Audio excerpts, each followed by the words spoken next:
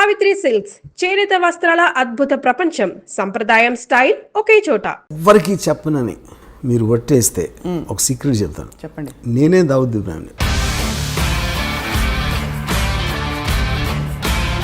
దేశద్రోహి అని ఎవరన్నా అంటే ముద్ర వేస్తే మీరు ఒప్పుకుంటారా? 92 డిసెంబర్లో చాలా మంది ముస్లిమ్స్ని శివసేన వాళ్ళు చంపేశారు అయోధ్య తర్వాత. వాటికి పగ తీర్చుకోవటానికి వీళ్ళందరూ వెళ్ళి కాళ్ళ మీద పడిపోయి మన బాంబేలో మమ్మల్ని బతకనివ్వరు.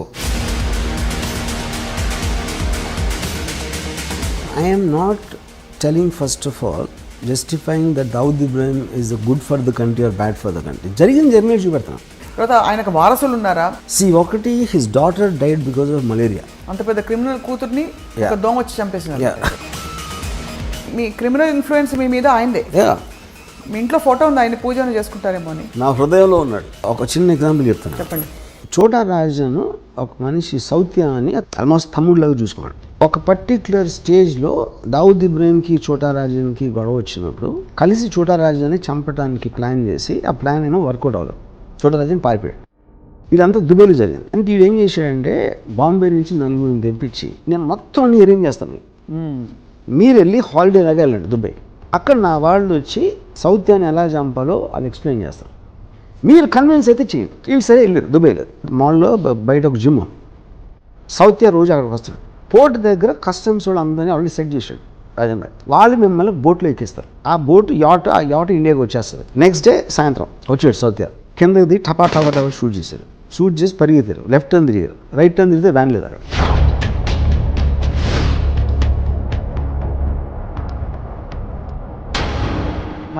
ఓకే, ఇది ఇంకా నేను మీకు ఉడికినాయి మన ఇంటర్వ్యూ కాబట్టి చాలా తక్కువ చెప్పాను. దీని యాక్చువల్ స్టోరీ చెప్తే కింద పడిపోతారు. Doctor Ram Gopal Varma, PhD in under world. ఒక థీసిస్ ఎవరైనా గౌరవ డాక్టరేట్ ఇచ్చేస్తారేమో నాకు భయంగా ఉంది.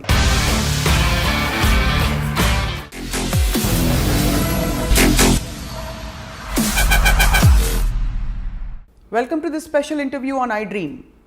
దర్శకులు ఫిల్మ్ మేకర్ రామ్ గోపాల్ వర్మ గారితో మనం చాలా విషయాలపై సుదీర్ఘంగా ఇంతవరకు చర్చించాం. కానీ ఇవాళ మాట్లాడబోతున్న టాపిక్ అత్యంత సున్నితమైనది, క్లిష్టమైనది. దావుద్ ఇబ్రాహిం. ఈ పేరు బహుశా ఫోన్లో స్నేహితులతోనో తెలిసిన వాళ్ళతోనో మాట్లాడడానికి కూడా మనం జంకుతూ ఉంటాం, భయపడుతూ ఉంటాం. ఈ పేరు వినగానే ఎవరు ఎక్కడ ఎలాంటి నిఘా వర్గాలు మనని ట్యాప్ చేస్తున్నారో అనే ఒక భయం కలుగుతుంది. అలాంటిది the world's most dangerous criminal Dawood ఇబ్రాహింపై ఏకంగా సినిమా తీసి పడేశారు దర్శకులు రామ్ గోపాల్ వర్మ. ఇప్పుడు ప్రస్తుతం డి కంపెనీ పేరుతో విడుదలవబోతున్న ఈ సినిమాపై మాట్లాడబోతున్నాం. అండర్ వరల్డ్ అంటే అసలు ఏమిటి తెలుసుకునే ప్రయత్నమే ఇవాల్టి ఈ ప్రత్యేక ఇంటర్వ్యూ. వర్మ గారు నమస్కారం. ఎవరికి చెప్పనని మీరు ఒట్టేస్తే ఒక సీక్రెట్ చెప్తాను. చెప్పండి. నేనే దావుద్ ఇబ్రాహింని. ప్లాస్టిక్ సర్జరీ చేసుకుని అలా తిరుగుతున్నా రోడ్ల మీద. మేము చాలా సీరియస్గా గంభీరంగా మొదలు పెడితే మీరు కనీసం భయం సృష్టించడానికి కూడా మీరు అవకాశం ఇవ్వండి. But see jokes apart, because I studied, అంత స్టడీ చేసిన తర్వాత ఆల్మోస్ట్ తనలాగా ఆలోచించడం మొదలుపెట్టాను. అంటే మీరు అని చెప్తారు కదా, ఒక మనిషి ఒక 6 నెలలు ఉంటే వీరు వాళ్ళు అవుతారు, వాళ్ళు వీరు అవుతారు, ఒక సామెత ఉంది కదా. అలాగే నాకు because I constantly trying to understand, అర్థం చేసుకుని తను ఎలా ఆలోచిస్తాడు, ఎందుకు ఆలోచిస్తాడు, అంత రీసెర్చ్ చేసి యాక్చువల్గా నేనే ఫీల్ అవుతున్నాను. అది మామూలుగా మీరు మంచి చెడు అని ఎప్పుడు విభజించారు మనుషుల్ని, కానీ ఇది సూటిగా అడుగుతున్న ప్రశ్న. మీ దృష్టిలో దావుద్ ఇబ్రాహిం మంచోడా కాదా? ఇక్కడ పాయింట్, మంచి అనేది మంచి చేస్తారు, చెడు అనేది చెడు చేస్తారు, అంత సింప్లిస్టిక్ డెఫినేషన్ అది. దావుద్ ఇబ్రాహిం చాలామందికి మంచి చేశాడు, చాలామందికి చెడు చేశాడు. అప్పుడు మీరేంటి, ఒక సొసైటీ పరంగా మనం ఆలోచించాలా, లేకపోతే ఒక తను చుట్టూ ఉన్న వాళ్ళు తను ఎలా చూసుకున్నాడు దాన్ని బట్టి మనం ఒక మెజర్మెంట్ ఉండాలా, లేకపోతే జస్ట్ లీగల్గా మన డెఫినేషన్ తీసుకుంటే క్రైమ్ చేశాడు కాబట్టి ఒక క్రైమ్ చేసిన వాళ్ళు అందరూ చెడ్డోళ్ళు అనాలా అనేది ఈ 3 పాయింట్స్ మనకు క్లారిటీ కావాలి. సో అఫ్ కోర్స్ ఇల్లీగల్గా అబ్స్కాండింగ్ కేసులో ఉన్నాడు, is a criminal person as per the law is concern. So దాంట్లో అప్పుడు ఈజ్ అ క్రిమినల్. తర్వాత మంచి చెడు అనేది నేను చెప్పేది, ఇప్పుడు తను నమ్మింది తను చేశాడు, దాని మూలం చాలామందికి మంచి జరిగింది. సో మీరు ఒక విషయాన్ని, ఇప్పుడు చెడ్డోడిని ఎప్పుడు ఉంటాడు, you are actually justifying. I'm justifying అంటే justifying is not the word, because crime అనేది లీగల్ వర్డ్. అది ఎందుకు జరిగింది అనే దానికి ఒక మారల్ కాజ్ ఉంటుంది ఒక్కొక్కసారి. ఇప్పుడు 1980లో దొంగరిలో స్టార్ట్ అయింది డీ గ్యాంగ్ అనేది యాక్చువల్గా. ఆ టైంలో very lot of poverty and large families got some 14 people inside his home, brothers చెల్లెళ్ళు వీళ్ళందరూ కలిసి. ఆ కైండ్ ఆఫ్ ఏ అట్మాస్ఫియర్లో ఆ ఇంజస్టిస్ ఫీల్ అయినప్పుడు somebody will want to do something rebellious. అది నక్సలైట్స్ కూడా అలాగే వస్తారు. Any kind of a rebel comes from that kind of a zone. అప్పుడు అది క్రిమినల్గా చేసిన తప్పుకి విచ్ ఇస్ లీగల్, కానీ తనకున్న పరిస్థితుల్లో ఒక ఎక్స్ట్రాడినరీ సర్కమ్స్టెన్సెస్లో చేసినప్పుడు ఆ పరిస్థితిని అర్థం చేసుకోకుండా మనం డైరెక్ట్గా అతను చెడ్డోడు క్రైమ్ చేశాడు కాబట్టి అనేది నాకు that is where I don't want be judgemental. అంటే మీకు ఇంత పెద్ద గ్యాంగ్స్టర్, ప్రపంచమంతా గ్యాంగ్స్టర్ అని ఆయన కోసం నిఘా వర్గాలు వెతుకుతున్న ఈ వ్యక్తిని కూడా మీరు చెడ్డవారు అనలేరు. నేను అనలేదు. You don't want judge. ఎందుకంటే ఇంకో పాయింట్ ఏంటంటే ఇప్పుడు దావుద్ ఇబ్రాహిం మీద లాస్ట్ కేసు రిజిస్టర్ అయింది 1982లో. చాలామందికి తెలియదు. సో నియర్లీ 40 years నుంచి తను ఏమీ చేయలేదు అసలు. బేసిక్గా 93 సీరియల్ బ్లాస్ట్లో అక్యూజ్ నెంబర్ 1. అక్కడ ఏంటంటే 13 ఏళ్ళ ట్రయల్ తర్వాత ఒక్క లింక్ పెట్టలేకపోయారు దావుద్ ఇబ్రాహిం దాంట్లో ఇన్వాల్వ్ అయ్యాడు లేదని. That is actually the case history. కాకపోతే తనకున్న పేరుతోటి డీ కంపెనీ అనేది దావుద్ ఇబ్రాహిం సృష్టించింది. కానీ డీ కంపెనీ రిజిస్టర్డ్ కంపెనీ కాదు. It is just name given. తన ఆర్గనైజేషన్ స్కిల్తో మామూలు స్ట్రీట్ గ్యాంగ్స్ని కూడా ఇంత పకడ్బందీగా నడపవచ్చు అనే ఒక ఆస్పెక్ట్ తను సృష్టించాడు. కాబట్టి ఆ డీ కంపెనీ అనే పేరు కంటిన్యూ అవుతుంది. డీ కంపెనీలో 100 మంది ఉన్నారు గ్యాంగ్స్టర్స్. అబూ సలీం కూడా అక్కడ ఉన్నారు, చోటా షకీల్ అక్కడ ఉన్నారు. 97 to 2004లో మ్యాక్సిమం అండర్ వరల్డ్ యాక్టివిటీస్ జరిగినాయి బాంబేలో. ఆ టైంలో దేంట్లో కూడా దావుద్ ఇబ్రాహిం పేరే లేదు అసలు. So Dawood Ibrahim as a person is different from D company, though he founded it. So he founded it and hence is relevant here. But మీరు తీసిన సినిమా మాత్రం డీ కంపెనీ. ఎందుకంటే నేను తీసే సినిమా ఏంటంటే basically this is about Dawood Ibrahim very beginning టైంలో అతని బ్రదర్ని చంపిన వాళ్ళ మీద పగ తీర్చుకోవడానికి ఒక ఇది చేశాడు. ఆ ఆస్పెక్ట్ ఒకటే నేను తీసాను D company. And first time బాంబేలో దావుద్ ఇబ్రాహిం అని అన్నాడు అని ఒక పేరు రిజిస్టర్ అయింది జనంలో. అది తీసి దాని తర్వాత కంటిన్యూషన్ సిరీస్ లాగా తీస్తున్నాను డీ కంపెనీ. కానీ ఇంత అవుట్డేటెడ్ క్రిమినల్ తర్వాత ఆయన మీద కేసు కూడా లేదని చెప్పి ఆయన మీద సడన్గా మీరు స్ఫూర్తి పొంది సినిమా తీసేంత పని అంటే what about him? Because I honestly think he's ఎప్పుడైనా సరే ఒక విజనరీ అవసరం ఏ బిజినెస్లో కానీ ఏ దాంట్లో. టాటా బిర్లాలు అలాంటి వాళ్ళు ఉన్నప్పుడు సడన్గా అక్కడికి ధీరుభాయ్ అంబానీ ఒక అతను గుజరాత్ నుంచి వచ్చాడు. అంతకుముందు అంతంత పెద్ద ఇండస్ట్రీస్ వాళ్ళందరూ ఆలోచించి ఒక విజనరీ ఆస్పెక్ట్ తోటి ఈ change entire industries face in India అక్కడి నుంచి. అంటే ఆల్మోస్ట్ టాటా బిర్లాని మర్చిపోయాం దాని తర్వాత. Same thing what Bill Gates did to IBM, you know. So అది legal aspect, business aspect. Same thing under వరల్డ్లో కరీం లాలా వర్దాబాయ్ మొదలియార్ అండ్ హాజీ మస్తాన్ లాంటి దిగ్గజాలు ఉన్నప్పుడు ఒక 25-year-old బాయ్ దావుద్ ఇబ్రాహిం అనేవాడు దోంగ్రీ నుంచి వచ్చి ఈ completely change the way the under world operates. So if I make a film on Veerappan, somebody makes a film on Hitler, అలాగే make a film on Dawood Ibrahim. Anybody made an impact ఏ విధంగా అయినా సరే, I think his material is good for making a film. But as much as it sounds like a repetitive question to you, Ramu garu, you don't want to make a film on a change maker like Sachin Tendulkar. You don't want to make a film on a change maker like Dhirubhai Ambani. But you want to make a film, you insist on making a film on a criminal who has actually harmed the world in many ways. See, lot of people believe Dhirubhai Ambani also has done many things to become that, you know. So ఇప్పుడు మీరు మనకి సామెత కదా, పట్టుబడినోడే దొంగ అని, పట్టుబడినోడు దొంగ కాదని. ఎన్నో పాలిటీషియన్లు చేయొచ్చు, పోలీస్ ఆఫీసర్లు చేయొచ్చు. మనం ఎవరైతే లీగల్గా కరెక్ట్గా వాళ్ళు జైల్లో లేకుండా సక్సెస్ఫుల్ ఉన్నారనుకుంటే అందరి వెనకాల కూడా ఒక కథ ఉంటుంది ఏదో ఒకటి. సో నేను ఎంచుకునేది ఏంటి, నాకున్న చాయిస్లో మోస్ట్ డ్రామాటిక్గా అనిపించింది నేను అనుకుంటాను. ప్రతి క్రిమినల్, ప్రతి టెర్రరిస్ట్ కూడా ఒక పని చేసినప్పుడు తన వాళ్ళని ఎవరినో బెనిఫిట్ చేయడానికి చేసుకోవడం అనేది పరిణామం ఉంటుంది. కానీ దట్ స్టిల్ డజంట్ జస్టిఫై. దానికి చట్టాలు ఉంటాయి, పరిధులు ఉంటాయి, ప్రపంచం ఉంటుంది. రూల్స్ అండ్ రెగ్యులేషన్స్ ఉంటాయి. వాటన్నిటిని ఉల్లంఘించి మనుషుల ప్రాణాలతో చెలగాటం ఆడిన వ్యక్తుల మీద కానీ నేను అదే అంటున్నాను, జస్టిఫై అనే మాట కరెక్ట్ కదా అంటున్నాను. ఇప్పుడు if you are not in other person shoes, okay, అవతలోడి షూస్లో మనం లేనప్పుడు అతను ఏం చేశాడు అనే దాని మీద జడ్జ్మెంటల్ అవ్వటం అనేది నేను చేయను. ఎందుకంటే ఆ పరిస్థితిలో నేనుంటే నేనేమన్నా చేసేవాడినా. ఫర్ ఎగ్జాంపుల్ మీరు రాడికల్స్ ఉంటారు అనుకోండి, ల్యాండ్ లార్డ్స్ వాళ్ళని తొక్కేసి వాళ్ళని అరాచకాలు చేసేస్తున్నప్పుడు వాళ్ళు ఏదో ఎదురు తిరిగి ఒక ల్యాండ్ లార్డ్ని చంపేశారు అనుకోండి. చంపటం అనేది చట్టరీత్యా నేరం. Of course they will be punished for that. But ఎలాంటి పరిస్థితుల్లో వాళ్ళని కార్నర్ చేస్తే వాళ్ళు అలా చేయాల్సి వచ్చిందో అనే దానికి that is what I want talking about moral justification if you care to understand. ఇంకా చాలా సింపుల్ చెప్తాను మీకు. నేను ఒకసారి పోలీస్ ఆఫీసర్ని అడిగినది, ఇప్పుడు క్రైమ్ చేసిన వాడిని శిక్షించాలని మీరు అంటారు. ఒక రిచ్ మ్యాన్ ఒక పనివాడికి జీతం ఇట్లా, ఓకే, వాడికి ఒక వాళ్ళ mother ever she is not well and he needs urgently money to pay for the medicine, okay. So వాడు ఈ జీతం ఇవ్వట్లేదు కాబట్టి ఆడేదో ఇంట్లో డబ్బులు కొట్టేసి వెళ్ళిపోయాడు అని పట్టుకున్నారు పోలీసులు. డబ్బులు దొంగిలించడం అనేది నేరం, ఆఫ్ కోర్స్, అందుకని అతని చట్టరీత్యా అతను శిక్షిస్తారు ఏదో చేసి. బట్ వాడు ఎందుకు చేశాడు అని మీరు వెనకాలకి వెళ్తే I don't think you will feel the same thing after that. Though it is still a crime. On paper it's a crime. Yeah. So you find a story behind everything. Yeah.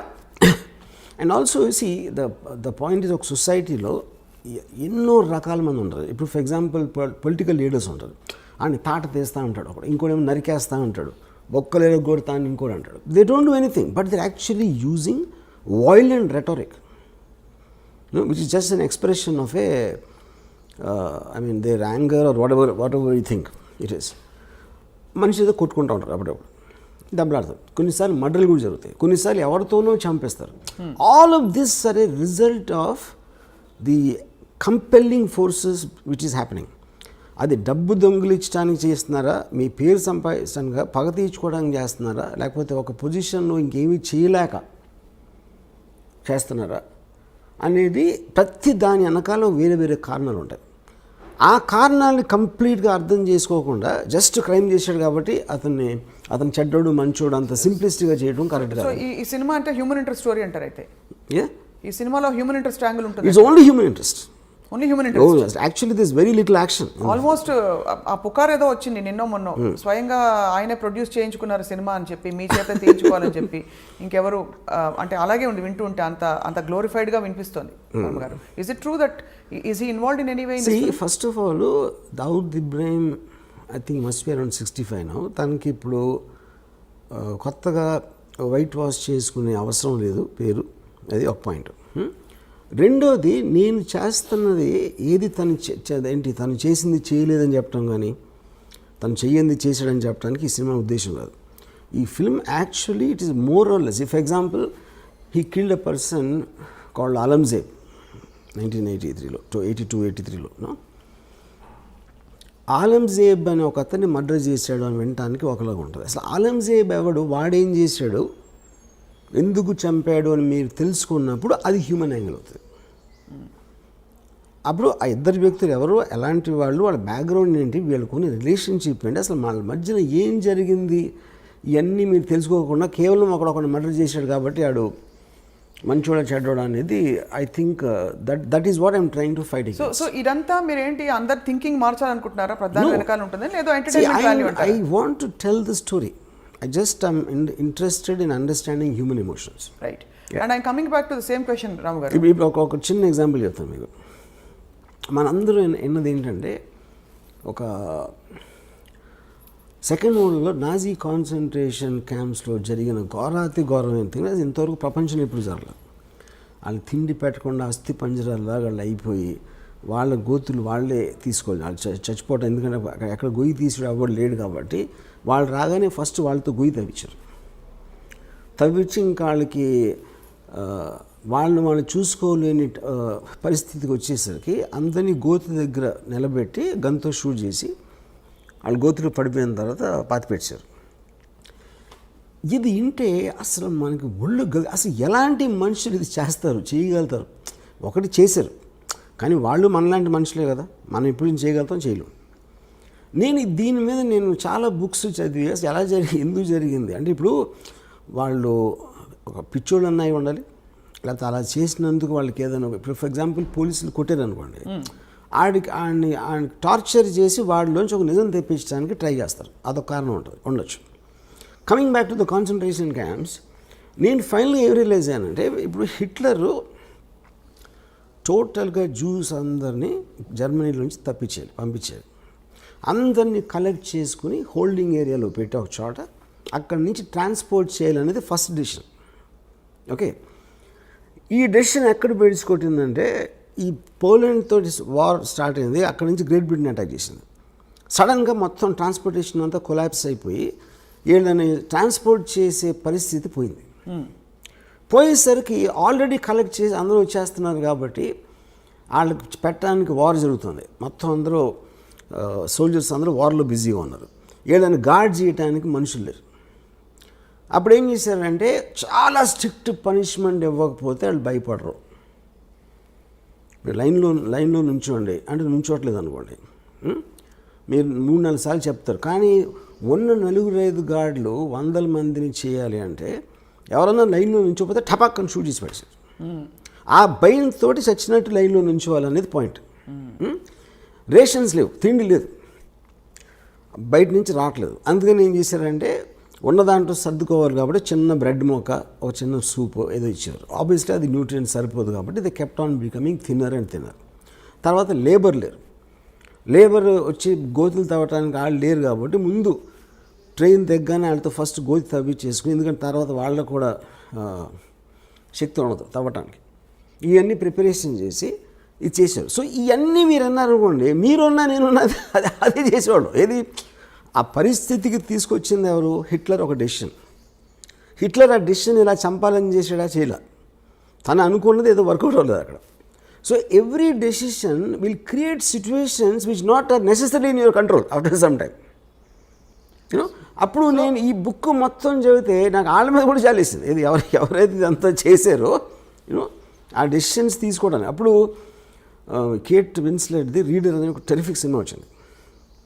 She worked as a guard in one of these camps మాట. Fire accident జరిగితే ఎవరు తప్పించుకోవకుండా ఉండటానికి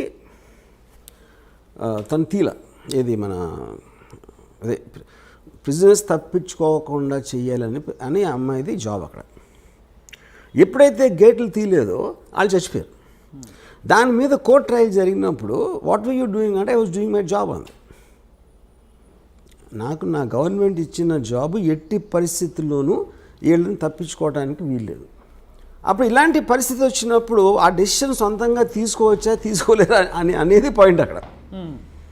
ఇవన్నీ అంటే వీటికి మీరు ఇస్తున్న justification I understand, ప్రధాని వెనకాల ఒక కారణం ఉంటుంది, ఒక ఆంతర్యం ఉంటుందని చెప్పి. బట్ దాన్ని దీంతో ఒక విల్లింగ్గా కావాలని వచ్చి ఒక పవర్ కోసం ఎస్టాబ్లిష్ చేసుకున్న ఒక క్రిమినల్, ఒక గ్యాంగ్స్టర్ ఇప్పటికి కూడా ప్రపంచం వెతుకుతుంది ఆయన కోసం. సో అటువంటి సినిమా మీరు తీశారంటే ఖచ్చితంగా 2 కారణాలు ఉండాలి. ఇప్పుడు నయీం గురించి విన్నప్పుడు కూడా నయీంకి ఏదో టెలివిజన్ ఛానల్ పెట్టాలనే ఒక తపన ఉండేదని, ఆయన టీవీలో కనిపించడానికి ఇష్టం అని, అలాంటి ఫ్యాన్సీస్ వాళ్ళకు ఉంటాయని చెప్పి గ్యాంగ్స్టర్స్కి. అలాంటి ఫ్యాన్సీతో ఆయనే స్వయంగా ఆయన మనుషులే లేకపోతే ఆయన ఆరాధకులు మీ చేత ఏమైనా సినిమా తీయించాలని అడుగుతున్నారు. మొన్న కూడా ఎక్కడో ఇంటర్నెట్లో వైరల్ అయింది ఈ మాట. Is it right? Is it true? That's not true. First of all gangster అనేది ఒక వర్డ్. అది గ్యాంగ్స్టర్ అనే దాని మీనింగ్ ఏంటి? ఒక గ్యాంగ్ని నడిపేవాడు, లేకపోతే గ్యాంగ్లో పనిచేసేవాడు. ఆయన కాదా gangster? Gang is organise, of course organise crime అనేది గ్యాంగ్స్టర్ బేసిక్గా. ఆర్గనైజ్ క్రైమ్ అంటే ఏంటంటే, మీ తెలివితోటి క్రైమ్ చేస్తా కూడా తప్పించుకునేలాగా ఒక సిస్టమ్ క్రియేట్ చేయటాన్ని ఆర్గనైజ్ క్రైమ్ అంటారు. లేకపోతే మామూలు క్రైమ్ అది, అప్పటికప్పుడు ఏదో అనుకుని ఒకళ్ళిద్దరు చేసేది. ఒక గ్రూప్ ఆఫ్ పీపుల్ కూర్చుని ప్లాన్ వేసి ఇలా చేస్తే మనం పట్టుబడం, ఇలా చేస్తే మనం పైకి వస్తాం, ఇలా చేస్తే అలా అవుతుంది అని ఒక ప్లాన్ ప్రకారం ఒక గ్రూప్ ఆఫ్ పీపుల్ చేయటాన్ని ఆర్గనైజ్ క్రైమ్ అంటారు. So for example D company ఉందనుకోండి. డీ కంపెనీ నేను ఒక 1999-2000లో ఒక ముంబై పోలీస్ కమిషనర్ శివానందన్ ఉండేవారు. ఆయన అడిగాను, డీ కంపెనీలో ఎంతమంది ఉంటారు అనుకుంటున్నాను. నేను ఒక మేబీ 2-3,000 మ్యాక్సిమం 20 మంది ఉంటారు. నాకు షాక్ అది. అంటే ఎందుకంటే ఎంత ఎక్కువ మంది ఉంటే న్యూస్ బయటకు వచ్చేటప్పుడు అంత ప్రమాదం ఉంటుంది. అన్ని నోళ్ళు మూయించాలి, అన్ని నోళ్ళని కంట్రోల్ చేయాలి. అది చాలా క్లోజ్ గ్రూప్ ఉంటుంది. కానీ డీ కంపెనీ కోసం పనిచేసే వాళ్ళు వేలల్లో ఉంటారు. కానీ వాళ్ళు ఎవ్వరికి కూడా డీ కంపెనీకి పనిచేస్తున్నట్టు తెలియదు చాలామందికి దాంట్లో. Which is the whole power of an organization. They don't know their employer. అంటే ఇది కంపెనీ ఉండొచ్చు. ఫర్ ఎగ్జాంపుల్ నా దగ్గరికి ఎవరు ప్రొడ్యూసర్ వస్తాడు. ఆ ప్రొడ్యూసర్ వచ్చి నేను మీద సినిమా తీస్తాను అంటాడు. సో ప్రొడ్యూసర్ పేరు ఏదో ఉందాడు, అది సపోజ్ అటు సినిమా తీస్తాడు. సినిమా అనేది లీగల్ బిజినెస్. అప్పుడు నేను తీస్తాను సినిమా, కానీ అతను డీ కంపెనీ మనిషి. కానీ నేను పనిచేసేది ఎవరికి, ఇతనికి. ఇప్పుడు మీరు కలిసిన ప్రతి ఒక్కరు వాళ్ళ బ్యాక్గ్రౌండ్ మీకు తెలియదు కదా, తెలియడానికి ఛాన్సే లేదు కదా, you know. So this is how సట్లీ it operates. ఇప్పుడు అలా మీ ఎంప్లాయర్ మీకు తెలియదేమో. తెలీదు, ఎవరికి తెలియదు. బాంబేలో చాలాసార్లు మీకు ఇలాగా భరత్ భాయ్ షా కేసులో చోరీ చుప్కే సల్మాన్ ఖాన్, ప్రీతి జింటా, రాణి ముఖర్జీ అలాంటి యాక్టర్స్ ఉన్న పిక్చరు నాజిమ్ రిజ్వీ అని ఒకటి ప్రొడ్యూస్ చేశాడు. భరత్ భాయ్ ఫిల్మ్ ఫైనాన్షియల్, ఆయన ఎన్నో సంవత్సరాల నుంచి చేస్తున్నాడు. నాజిమ్ రిజ్వీ అండర్ వరల్డ్ మనిషి అని సినిమా సామాన్యంగా తెలిసి, అది ఎవరో చెప్పారు. కానీ అండర్ వరల్డ్ మనిషి అంటే ఏంటి అసలు అర్థం ఏంటి ఫస్ట్? అది చెప్పండి. అండర్ వరల్డ్ మనిషి అంటే మీరు డైరెక్ట్గా క్రైమ్ చేసే వాళ్ళు ఒకళ్ళు ఉంటారు. అంటే డైరెక్ట్ క్రైమ్ అంటే ఏంటి, లీగల్ డెఫినేషన్. సెకండ్ డిగ్రీ వాళ్ళేమో వాళ్ళు వాడుకుంటారు, అది కొంచెం ఫోన్ చేసి చెప్పారా అని. వాడు చేయడు. కాకపోతే implying the threat, D company వాళ్ళు నాకు తెలుసు అనే ఒక ఇన్ఫర్మేషన్ తోటి ఇంటిమిడియేట్ చేయటం అదొక పద్ధతి. మూడోది, మీరు లీగల్గా చేయలేని పనులు కొన్ని వాళ్ళు మీకోసం ఇల్లీగల్గా చేస్తారు. మీ బుక్స్లో అన్నిట్లో అలా ఉంటుంది. కానీ మీరు వేరేగా చేసేయని వాళ్ళు ఒక సెపరేట్ టీమ్తో వాళ్ళు చేస్తారు. ఓకే, ఫర్ ఎగ్జాంపుల్ లీగల్గా మీరు ఇంపోర్ట్ చేసుకున్నారు అనుకోండి, ఒక 100 VCRలు ఆ టైంలో చెప్తున్నాను. ఇల్లీగల్గా 500 VCRలు వస్తాయి. 500 VCRలు డీ కంపెనీ వాళ్ళు పంచుకుని వాళ్ళు చేసి మీరు ఫెసిలిటేట్ చేసినందుకు మీకు కొంత ఇస్తారు, మిగతా వాళ్ళు తీసుకుంటారు. సో డైరెక్ట్గా ఎవడైతే కంపెనీలో ఉన్నాడో వాడు చేయలేదు, అది వాడు దాన్ని అమ్మలేదు, వాడు కొనలేదు, ఫెసిలిటేట్ చేశాడు అంతే. ఆ ఫెసిలిటేషను 100 VCRలు పోతే 500 VCRలు వచ్చినాయి అని తెలుసుకోవడం అనేది చాలా కష్టం. సో ఇప్పుడు ఈ లింక్స్ మీద లింక్స్, ఇప్పుడు ఒక మర్డర్ ఉందనుకోండి, ఇప్పుడు ఎవడో ఒక ఎక్కడో కలుస్తాడు, ఒక జైలు, ఒక్కొక్కసారి జైల్లో అవ్వచ్చు, ఇంకొకసారి ఎక్కడో ఒక స్మాల్ టౌన్లో ఒక పని ఉంది చేస్తావా అంటాడు. ఏంటండి ఇలా జస్ట్ బాంబే వచ్చి నువ్వు చిన్న గన్ వేస్తాం, ఫలానా ఒకడిని షూట్ చేయాలి అని ఆడికి డబ్బులు ఆఫర్ ఇస్తాడు. వాడేంటి వీడు మాట్లాడేవాడు రషీద్ అనేవాడు అబ్దుల్ అనేవాడు చెప్పాడు అనుకోండి. ఈ రషీద్ అసలు బాంబే రాడాడు. ఈ అబ్దుల్ని ట్రైన్ ఎక్కించి పంపుతాడు. ఈ అబ్దుల్ అక్కడ దిగి నువ్వు ఫలానా హోటల్లో అక్కడ స్టేషన్ బయట ఎలా ఉంటుంది అక్కడ ఉండవు. మళ్ళీ అక్కడ ఫోన్ వచ్చి నువ్వు బయటకు వచ్చి బాండ్రా బస్ స్టాండ్ దగ్గర నువ్వు వెళ్ళు, అక్కడ గ్రీన్ షర్ట్ బ్లాక్ ప్యాంట్ వేసుకుని అక్కడ కనిపిస్తాడు. ఆడికి నీ పేరు మల్బార్ అని చెప్పి అంటాడు. ఆడు వెయిట్ చేస్తున్నాడు. ఆడ అసలు పేరేమో తక్కువ మీద ఉంటుంది, ఆడేమో సలీం అని చెప్పాడు. వీళ్ళిద్దరి దగ్గరికి ఒక బురకా వేసుకున్న వచ్చి ఒక చిన్న ప్యాకెట్ ఇచ్చారు. ఈ బురకావిడ ఎవరో వాళ్ళకి తెలీదు, వాళ్ళెవరో బురకావిడికి తెలియదు. వాళ్ళు వెళ్ళి ఎక్కడో తీసి దాన్ని ఓపెన్ చేస్తే దాంట్లో ఒక చిన్న కంట్రీ పిస్టల్ ఉంటుంది. ఉండి అక్కడి నుంచి నువ్వు ఫలానా చోట టెలిఫోన్ బూత్ దగ్గర వేయచా ఫోన్ వస్తుంది. వచ్చేసరికి నువ్వు జూహుకి వెళ్ళి ఫలానా ఒక బ్రౌన్ బంగ్లో ఉంటుంది, దాని బయట ఇలాంటి కారు ఉంటుంది. ఒకడు వస్తాడు, ఒక బట్టతల్లుడు, అతన్ని షూట్ చేసి మీరు వెళ్ళిపోయి ఈ 2 గన్స్ ఫలానా క్రీక్ దగ్గర నాలా ఉంది, ఆ నాలా దగ్గర ఒక చిన్న చెట్లు ఉంటాయి, అక్కడ ఇలాంటి దగ్గర పెట్టేసి వెళ్ళిపోయాడు. వీళ్ళు అది చేసేస్తారు, చేసి అక్కడ పెట్టేసి అక్కడ ఒక ప్యాకెట్లో కొంత డబ్బు ఉంటుంది, అది తీసుకుని వెళ్ళిపోయారు. ఇప్పుడేంటి ఈ మొత్తం దాంట్లో రషీద్ ఏం క్రైమ్ చేయలే.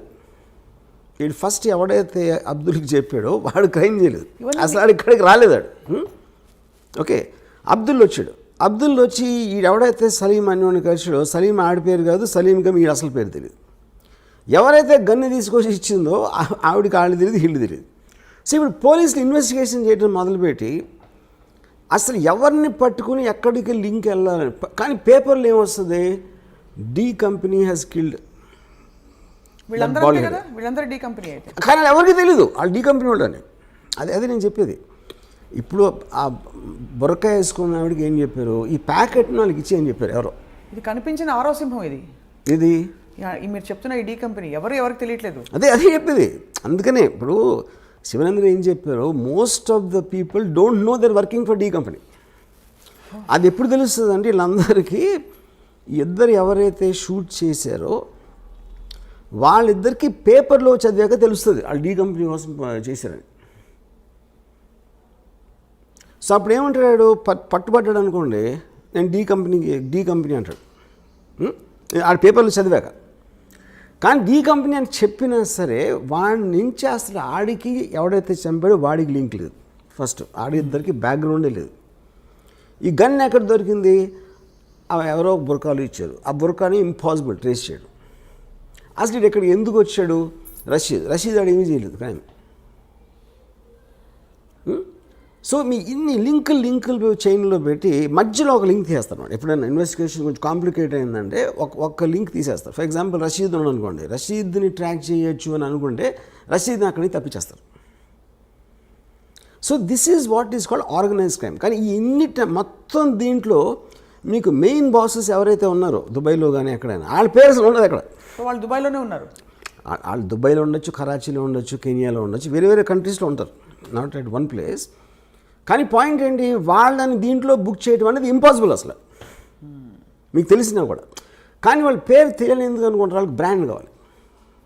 ఇప్పుడు ఎవరో తెలియని వాడు మీకు ఫోన్ చేసి బెదిరించాడు అనుకోండి, మీరు బెదరు కదా, డి కంపెనీ నుంచి ఫోన్ చేస్తున్నాను బ్రాండ్ కావాలి అక్కడ. అది ఎవరైనా చెప్పుకోవచ్చు కదా, చెప్తారు కూడా. ఇప్పుడు మన కెమెరా చెప్తారు, ఎవరైనా చెప్తారు కూడా. కానీ వాళ్ళే ఎట్లా నమ్మి భయపడతారు.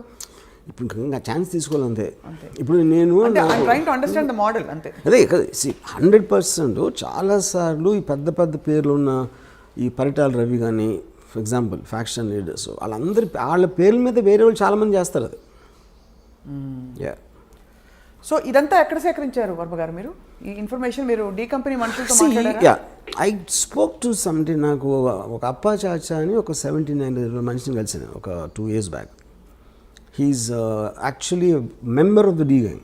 దొంగరీలో ఫస్ట్ స్టార్ట్ అయినప్పుడు he saw Dawood Ibrahim when he was 18 years old. He met him? Yeah, he was with him. అంటే అదే ఏరియాలో ఉంటారు అందరూ కలిసి అదే ఆడుకునే వయసు నుంచి he knows Dawood Ibrahim. So he was a part of the D gang on the beginning yearsలో. అంటే ఆల్మోస్ట్ దావుద్ ఇబ్రాహిం ఇక్కడి నుంచి 85లో వెళ్ళిపోయాడు బాంబే నుంచి. అప్పటి వరకు he was very close to the inner circle you know. So అలాగా కొంతమంది రిటైర్డ్ పోలీస్ ఆఫీసర్స్, కొంతమంది జైలు నుంచి బయటకు వచ్చిన వాళ్ళు, కొంతమంది ఆ టైంలో చాలా హెవీగా ఇన్వాల్వ్ అయ్యి మళ్ళీ మధ్యలో వచ్చేసి లీగల్ బిజినెస్లోకి వచ్చేసారు కొంతమంది. సో ఇలా ఒక 10-12 పీపుల్ నుంచి నేను సేకరించాను. అండ్ మీరు ఇందాక చెప్పిన స్పెసిఫిక్ ఇది చాలా సున్నితమైన question. I don't even know if I should be asking this question. ఈ డి కంపెనీలో వర్క్ చేస్తున్న వాళ్ళు అన్ని ధర్మాలకి సంబంధించిన వాళ్ళు ఉంటారు, అన్ని మతాలకు సంబంధించిన ఉంటారు. It's not Muslims, all people. Christians ఉంటారు, హిందూస్ ఉంటారు. Like for example Dawood Ibrahim closest person is Hindu, Chhota Rajan. And మీరెప్పుడు దావుద్ ఇబ్రాహిం తాలూకు మనుషుల్ని దగ్గరగా కలవలేదు ఎక్సెప్ట్ అప్పా చాచా? వీళ్ళందరినీ కలిసాను, చాలామంది కలిసాను. వీళ్ళందరూ కలిసారు. ఎలా ఉంటారు వాళ్ళు? మనకన్నా మామూలుగా ఉంటారు. మన మీద ఎక్కువ అనుమానం వస్తుంది అంటే very very normal looking people అసలు. సో ఈ సినిమా షూటింగ్కి సంబంధించి వర్మ గారు, షూటింగ్ మొత్తం ఇది డి కంపెనీ ముంబై చుట్టూ తిరగవలసిన కథ. మీరు ఎక్కడో ముంబై కాకుండా ఇతర ప్లేసెస్లో షూట్ చేశారు. ఎందుకంటే ఇది 80s ముంబై. 80s ముంబై అనేది ముంబైలో ఉండడానికి ఛాన్స్ లేదు. ఎందుకంటే Mumbai it's very very expensive place. Right. ఉన్న రియల్ ఎస్టేట్ అంతా వాళ్ళు మార్చేస్తారు బిల్డింగ్లు కట్టేసి. సో 1980లో ఉన్న అట్మాస్ఫియర్ బాంబేలో దొరకడం ఇంపాసిబుల్. సో కొన్ని నేను గోవాలో చేశాను అలాంటిది రీప్లేస్ చేయడానికి, కొన్ని షార్ట్ ఇన్ హైదరాబాద్. ఈ సినిమా తీయడం వల్ల మీకు అనేక చోట్ల నుంచి ఒక విధమైన రిస్క్ కాదు, ఒక విధమైన అన్కంఫర్టబుల్ సిచ్యువేషన్. ఒకటి చాలామంది సివిలియన్ రైట్స్ కోసం పోరాడుతున్న వాళ్ళు, దేశభక్తి ఉన్న వాళ్ళు ఎవరైనా సరే ఇప్పుడు ఒక గ్యాంగ్స్టర్ మీద మీరు సినిమా తీసి ఏం ప్రూవ్ చేద్దాం అనుకుంటున్నారు, ఇతను తప్ప ఎవరు దొరకలేదా అని ప్రశ్నించే వాళ్ళు ఉంటారు. సరే, అది క్రిటిసిజం. రెండోది, మీరు ఒక ఇలాంటి ఒక క్రిమినల్, మన దేశానికే ముప్పు తెచ్చిపెట్టిన ఒక క్రిమినల్ని ఈ విధంగా మీరు సినిమా తీసేంతగా గ్లోరిఫై చేస్తారా అని చెప్పి మీకు అఫీషియల్గా కేంద్రం నుంచి అనేక చోట్ల నుంచి ఉన్న సర్కార్ వల్ల మీకు అనేక విధాల డిసప్రూవల్ వస్తుంది.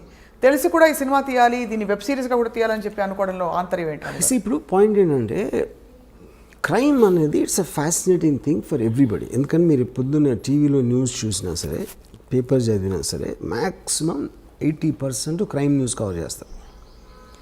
ఇవాళ మొత్తం వెబ్ సిరీస్లో the most famous is Narcos, which is do with gangsters and onward.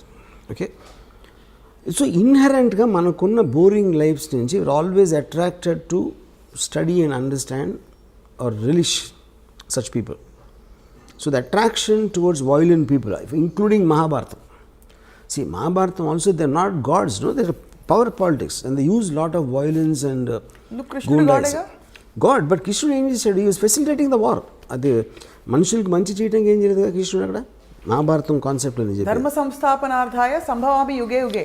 అదే బట్ ధర్మ సంస్థాపన రావడానికి ఫస్ట్ ఆఫ్ ఆల్ దేవుడే సృష్టించినప్పుడు కౌరవులు ఎందుకు సృష్టించడం అసలు? ముందు నుంచి పాండవులను పెట్టచ్చు కదా. పాండవుల్ని కౌరవుల్ని క్రియేట్ చేసి అంతమందిని చంపి వార్లు క్రియేట్ చేసి అంతమందిని దుఃఖంలో పెట్టేసి దాని తర్వాత ధర్మ సంస్థాపన ఏంటి? ఇంకా ముందే పెట్టచ్చు కదా. ముందే అసలు చెడ్డవాళ్ళు లేకుండా అదే కదా దేవుడికి అంత పవర్ ఉండేది, చెడ్డవాళ్ళు ఎందుకు సృష్టించాలంటున్నాం? అంటే ఇలా జరిగితే ఇలా ఉంటాయి పర్యవసానాలని మనిషికి చెప్పడానికి ఈ యుగంలో చెప్పాల్సిన అవసరం ఉంది. ముందు నుంచి మంచి పేరు అయిపోయింది కదా పని. సో మీరైతే మహాభారతాన్ని కూడా జస్టిఫై చేయట్లేదు ఇక్కడ. Mahabharatam is just about power politics. Ramayanam can have a moral thing. తమ్ముడు అన్నని గౌరవించాలి, భార్యని ఇలా చూసుకోవాలి, పరిస్థితిని చూడకూడదు, ఇలాంటి కొన్ని మారల్ ఆస్పెక్ట్స్ అనేది రామాయణంలో ఉన్నాయి. I don't think Mahabharatam is anything to with that. Mahabharatam అయితే so what are you trying to say? Mahabharatam కూడా ఒక విధమైన Mahabharatam is about power politics. So you see more like it is like an underworld. అంటే underworld అంటే ఏంటి మీరు చెప్పేది? ఇప్పుడు ఆ టైంలో ఫ్యూడల్ వ్యవస్థలో రాజులు ఉన్నప్పుడు డిక్టేటర్షిప్స్, అది ఎవరికి బలం ఉంటే వాడే గెలుస్తాడు. సేమ్ థింగ్ క్రైమ్ ఆర్గనైజేషన్లో కూడా బలం plays a big role in that. It's about violent physical power. మీరు సివిలైజ్ సొసైటీ వచ్చినప్పుడు లాస్ ఉంటాయి, రూల్స్ ఉంటాయి, వాటి బట్టి నడుస్తాం. కాబట్టి ఏ ఒక్క వ్యక్తికి అంత పవర్ ఉండకూడదు అనే దాంట్లో ఒక ప్యారలల్ సిస్టమ్స్ వస్తాయి. అప్పుడు under world main thing. Mahabharatam టైంలో ఫ్యూడల్ టైం, మహాభారతం అని ఒకటే అంటలేదు, రాజుల టైంలో బలం ఉన్నోడిదే రాజ్యం అన్నదానికి ఒక క్రిమినల్ ఆర్గనైజేషన్కి ఏమి డిఫరెన్స్ లేదు. సో మొత్తం మీద వర్మ గారు ఈ సినిమా కాస్టింగ్లో కానీ కీలకమైన పాత్రధారుల్లో మీరు ఏమన్నా ప్రత్యేకమైన బాడీ లాంగ్వేజ్ ఇవన్నీ స్టడీ చేయడానికి మీ రీసెర్చ్ కానీ ఎక్కడి నుంచి దొరికింది? బికాస్ దావుద్ ఇబ్రాహీంకి సంబంధించి ఒకటో రెండో ఫోటోలు తప్ప ప్రపంచం ఆయన చూడలేదు సరే. అండ్ ఇంకొక సూట్ సరే, ఇది అయ్యాక రెండో సూటి ప్రశ్న.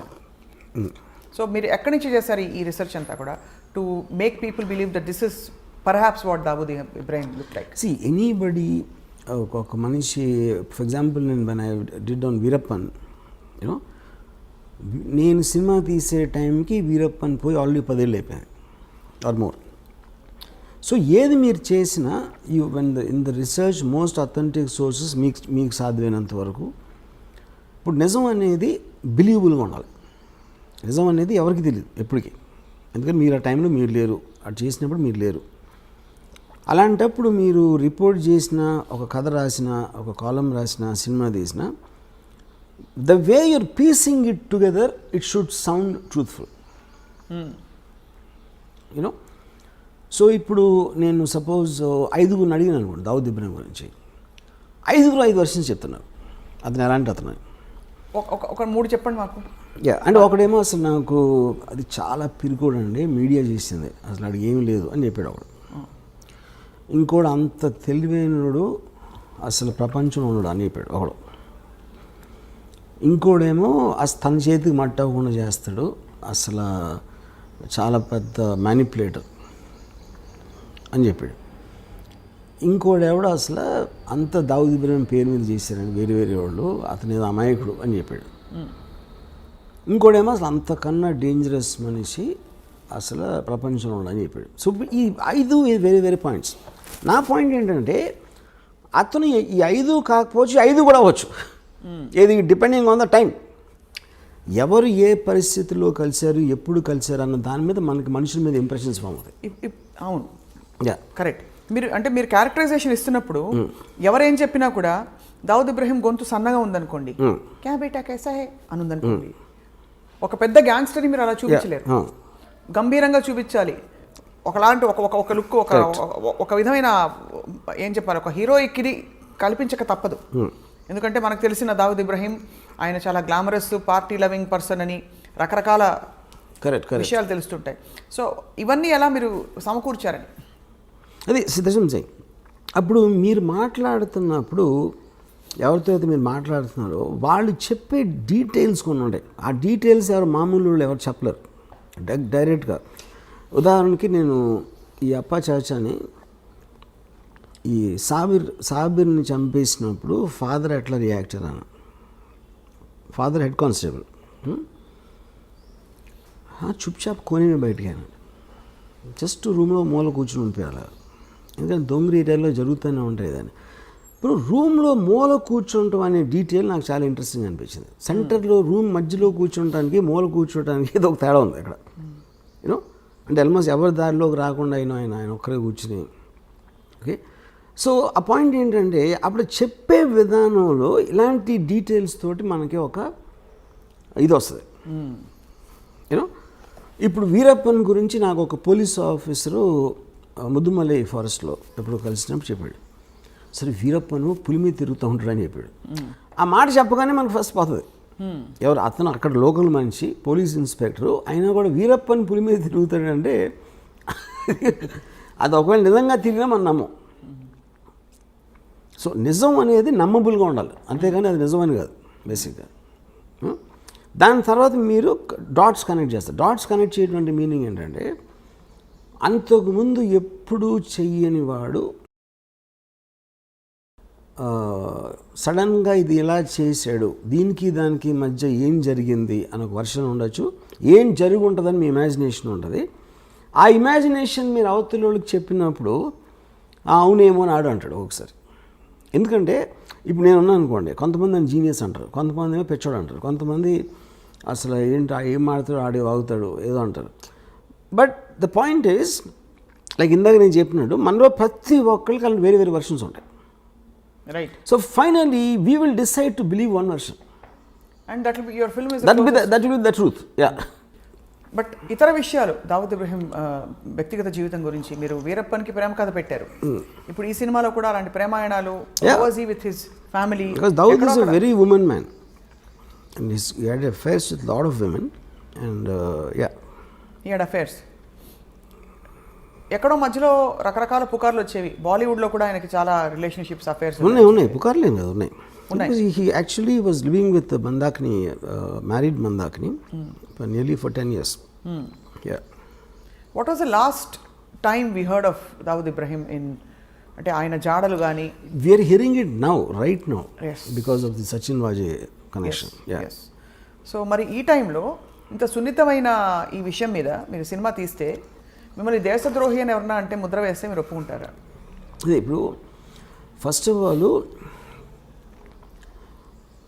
దేశంలో దావుద్ ఇబ్రహీం ఏం చేశాడు అని ఎవరికి తెలియదు. ఫస్ట్ మనకు ఒక ఫ్యాషన్ అయిపోయింది మాట్లాడితే దావుద్ ఇబ్రహీం అని చెప్పడం.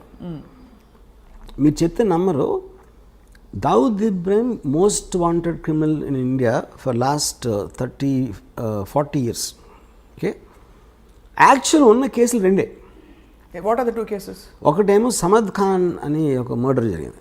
సమద్ ఖాన్ని 4-5 కలిసి చంపారు. దాంట్లో దావూద్ ఉన్నాడు అనేది ఒక ఎలిగేషన్ ఉంది ఒకటి. రెండోది 93 బ్లాస్ట్. 93 బ్లాస్ట్లో accuse number 1 Bombay police charge sheet ప్రకారం. 13 years ట్రయల్ జరిగిన తర్వాత ఒక్క విట్నెస్ కానీ ఒక సర్కమ్స్టాన్షియల్ ఎవిడెన్స్ కానీ మటీరియల్ ఎవిడెన్స్ కానీ దొరకలేదు దావుద్ని లింక్ చేయడానికి. కానీ దావుద్ ఇంకా క్రిమినల్. ఎందుకు? అతను సమన్స్ ఆన్సర్ చేయలేదు కాబట్టి. సో ఇప్పుడు అతను వస్తే నేనే చేశాను అన్న ఒక ఎవిడెన్స్ ఉంది, కానీ ఇంకో కౌంటర్ ఎవిడెన్స్ అనేది ఇంపాసిబుల్ సృష్టించడం. సో ఒకవేళ తను వచ్చి లొంగిపోతే ఇమీడియట్ వదిలేసి వస్తుంది.